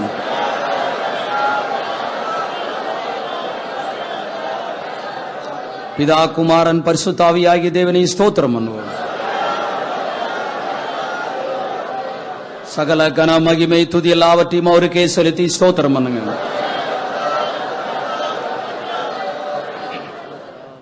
കർത്താവേ, നല്ല യേശുവേ, നല്ല വേലയ്ക്കായ സ്തോത്രം. ஆசீர்வதிக்கப்பட்ட ஒரு நல்ல குடிவரவே நீர் எங்களுக்கு தந்தபடியாக ஸ்தோத்திரம். இந்த மனமகிழ்ச்சி நாளை சந்தோஷத்தோடு மகிழ்ச்சியோடும் கர்த்தாவே நல்ல புத்தியுள்ள ஒரு ஆராதனை செய்து உண்மையிலே மகளிர்ந்து களி கூறும்படி நீர் எங்களுக்கு தந்த கிருபைகளுக்காக ஸ்தோத்திரம். நல்ல பாடல்களை பாடி உம்முடைய சமூகத்தில் மகளிர்ந்து களி கூறும்படியாகவும் உம்முடைய ஆவியின் வல்லமையினால நிரம்பி சந்தோஷப்பட்டு உம்முடைய சமூகத்தில் களி கூறும்படியாகவும் நீர் எங்களை பலப்படுத்தியபடியாக ஸ்தோத்திரம். நீர் எழுப்பி தந்த சாட்சிகளுக்காக ஸ்தோத்திரம். சாட்சிகள் கேட்டுக்கொண்டு ஒவ்வொரு காரியங்களையும் நீர் பொறுப்படுத்தியிருக்க ஸ்தோத்திரம். இந்த வேளையில் உம்முடைய தாசன் மூலமாக நீர் எங்களோடு பேசி எங்களை ஒன்னோடு உயர்ப்பித்து உம்முடைய வேதத்தை வாசிக்க வேணும், படிக்க வேணும், ஆராய்ச்சி செய்ய வேணும் ஒரு வாஞ்சை நீர் உம்முடைய ஜனத்துக்கும் ஒவ்வொருவருக்கும் தந்திருக்கிறபடியினால் ஸ்தோத்திரம். தாவீது சொன்னது போல கர்த்தாவே உம்முடைய வேதத்தில் வேதவன் மனமகிழ்ச்சியாயிராவிட்டால் என் துக்கத்திலே நான் அழிந்திருப்பேன். கர்த்தாவே உம்முடைய வசனத்தை கேட்டது போல எங்களுக்கு நேரிடான துக்கங்கள் கஷ்ட வேளையில் எல்லாம் உம்முடைய வேதம் எங்களுக்கு மனமகிழ்ச்சியாய் காணப்படும். கர்த்தாவே, தாவீது தന്റെ ജീവിതത്തിൽ നേർന്നതാன ஒவ்வொரு சந்தர்ப்பத்திலும் கர்த்தர வேதத்தை நேசிச்சு வாசிச்சு படிச்சு அது நிமித்தம் தான் ஆறுதலையும் தேர்தலையும் அடைந்து கர்த்தருக்குள் தைரியப்பட்டு கர்த்தாவே யுத்தங்களை செய்து யுத்தங்களில் ஜெயத்தை பெற்று தன்னுடைய வாழ்க்கையில் கர்த்தாவே ஜெயத்தின் மேல் ஜெயம் அடைஞ்சு கர்த்தாவே காணப்பட்டது போல எங்களுடைய ஜீவிதத்திலும் வேதம் எங்களுக்கு மனமகிழ்ச்சியாய் காணப்படும்படியாக கிருபையாயுள்ள வேதமாகுന്ന தெளித்தேனை கர்த்தாவே புசிச்சு அந்த யோனாதான்கள் பலனடைஞ்சு யுத்தத்தில் ஜெயத்தை பெற்றதுപോലെ பிசாசின் தந்திரங்களோடு எதிர்த்து நிற்க திராணி உள்ளவர்களாகும்படியாக ஆவின் பட்டயத்தை தரித்தவர்களாக நிற்க நீர் இந்த நாட்களில் கிருபையாலயங்களை வயந்து நடத்தும் வாலிபர்களும் தங்களை ஜீவத்தை சுத்திகரித்து முன்னுக்கு போகும்படியாக வேதத்தை நேசித்து வேதத்தை வாசிக்கின்ற அனுபவத்தை நீர் கொடுத்தருளும். கர்த்தருடைய வேதம் எங்களுக்கு எப்போதும் மனமகிழ்ச்சியாய் காணப்பட்டு அது எங்களை கர்த்தாவை வழி நடத்துന്നதாக எங்களுடைய பாதைக்கு தீபமாக பாதைக்கு வெளிச்சமாக கால்களுக்கு தீபமாக எப்போதும் காணும்படி உம்முடைய வேதத்தை நாங்கள் வாசிச்சு கர்த்தாவே அதன்படி எங்களுடைய ஜீவத்தை சுத்திகரித்து உம்முடைய சமூகத்தில் ஒரு ஜெயகரமான ஜீவன் செய்வோம். கர்த்தாவே எங்களுடைய ஜீவிதத்தில் வியாதி கஷ்ட வேளையில் எல்லாம் உம்முடைய சமூகத்தில் கர்த்தாவை காத்திருந்து எங்களுக்கு சுகവും பலனும் ஆரோக்கியம் பெற்று பலத்தின் மேல் பலன் நடந்த சியோனில் தேவ சன்னதியில் நிற்கும் வரையும் எங்களுடைய வேதம் எங்களை வழி நடத்துமாறு உம்முடைய கருத்துக்குள்ள எங்களை தருகிறோம். வசனத்தை பேச்சு உம்முடைய தாசனை நீர் பலப்படுத்தும். இனி அநேக ஆயுதங்களுக்கு பிரயோஜனப்படுத்தும். இந்த நாளில் கர்த்தாவை உம்முடைய சமூகத்தில் வந்ததான் நம்முடைய ஜனத்துக்கு உம்முடைய சமூகம் உம்முடைய கர்த்தாவை வேதத்தில் உள்ள அதிசயங்களும் காணத்தக்கபடியாக கண்களை நீர் கர்த்தாவே உன்னோடி தெளிவுள்ளதாக மாற்றி இருக்கிறபடினால் ஸ்தோத்திரம். தொடர்ந்து உம்முடைய வரியை நம்பிக்கை நாளில் நிரப்பி நீர் எந்த வேளையில் வந்தாலும் ஜீவிக்க வேணும் கொஞ்சம் வாஞ்சியோட தாகத்தோட நாங்கள் தொடர்ந்து எங்களுடைய ஓட்டத்தையோட கிருபியர்களும் விசேஷமாக இந்த மாதத்தின் ஒவ்வொரு நாளும் ஜெயத்தோடு நடத்திய இந்த கர்த்தர் இந்த மாதத்தின் கடைசி நாளையும் காண செய்தீரே. இரவில் நடക്കുന്ന அந்த கூட்டத்தை நீர் பார்வெடுக்கும். அதுக்காக உம்முடைய ஜனங்களை ஆயத்தமாக நீர் கூட்டிச் சேர்க்கும். உம்முடைய சமூகத்தில் വരുന്നത് யாவர்க்கும் ഒരു സന്തോഷമായി തീരട്ടെ. കനമഹിമ ഉമ്മക്കൈ തരുகிறோம் യേശുവിന്റെ നാമത്തിൽ പിതാവേ. நம்முடைய கர்த்தராகிய இயேசு கிறிஸ்துவின் கிருபையும் பிதாவாகிய தேவனுடைய அன்பும் பரிசுத்த ஆவியானவருடைய அன்பின் ஐக்கியமும் காவலும் கூடியிருக்கிற அனைவரோடும் இயேசு கிறிஸ்துவின் வருகை மாத்திரம் கூட இருப்பதாக. அல்லேலூயா. ஸ்தோத்திரம்.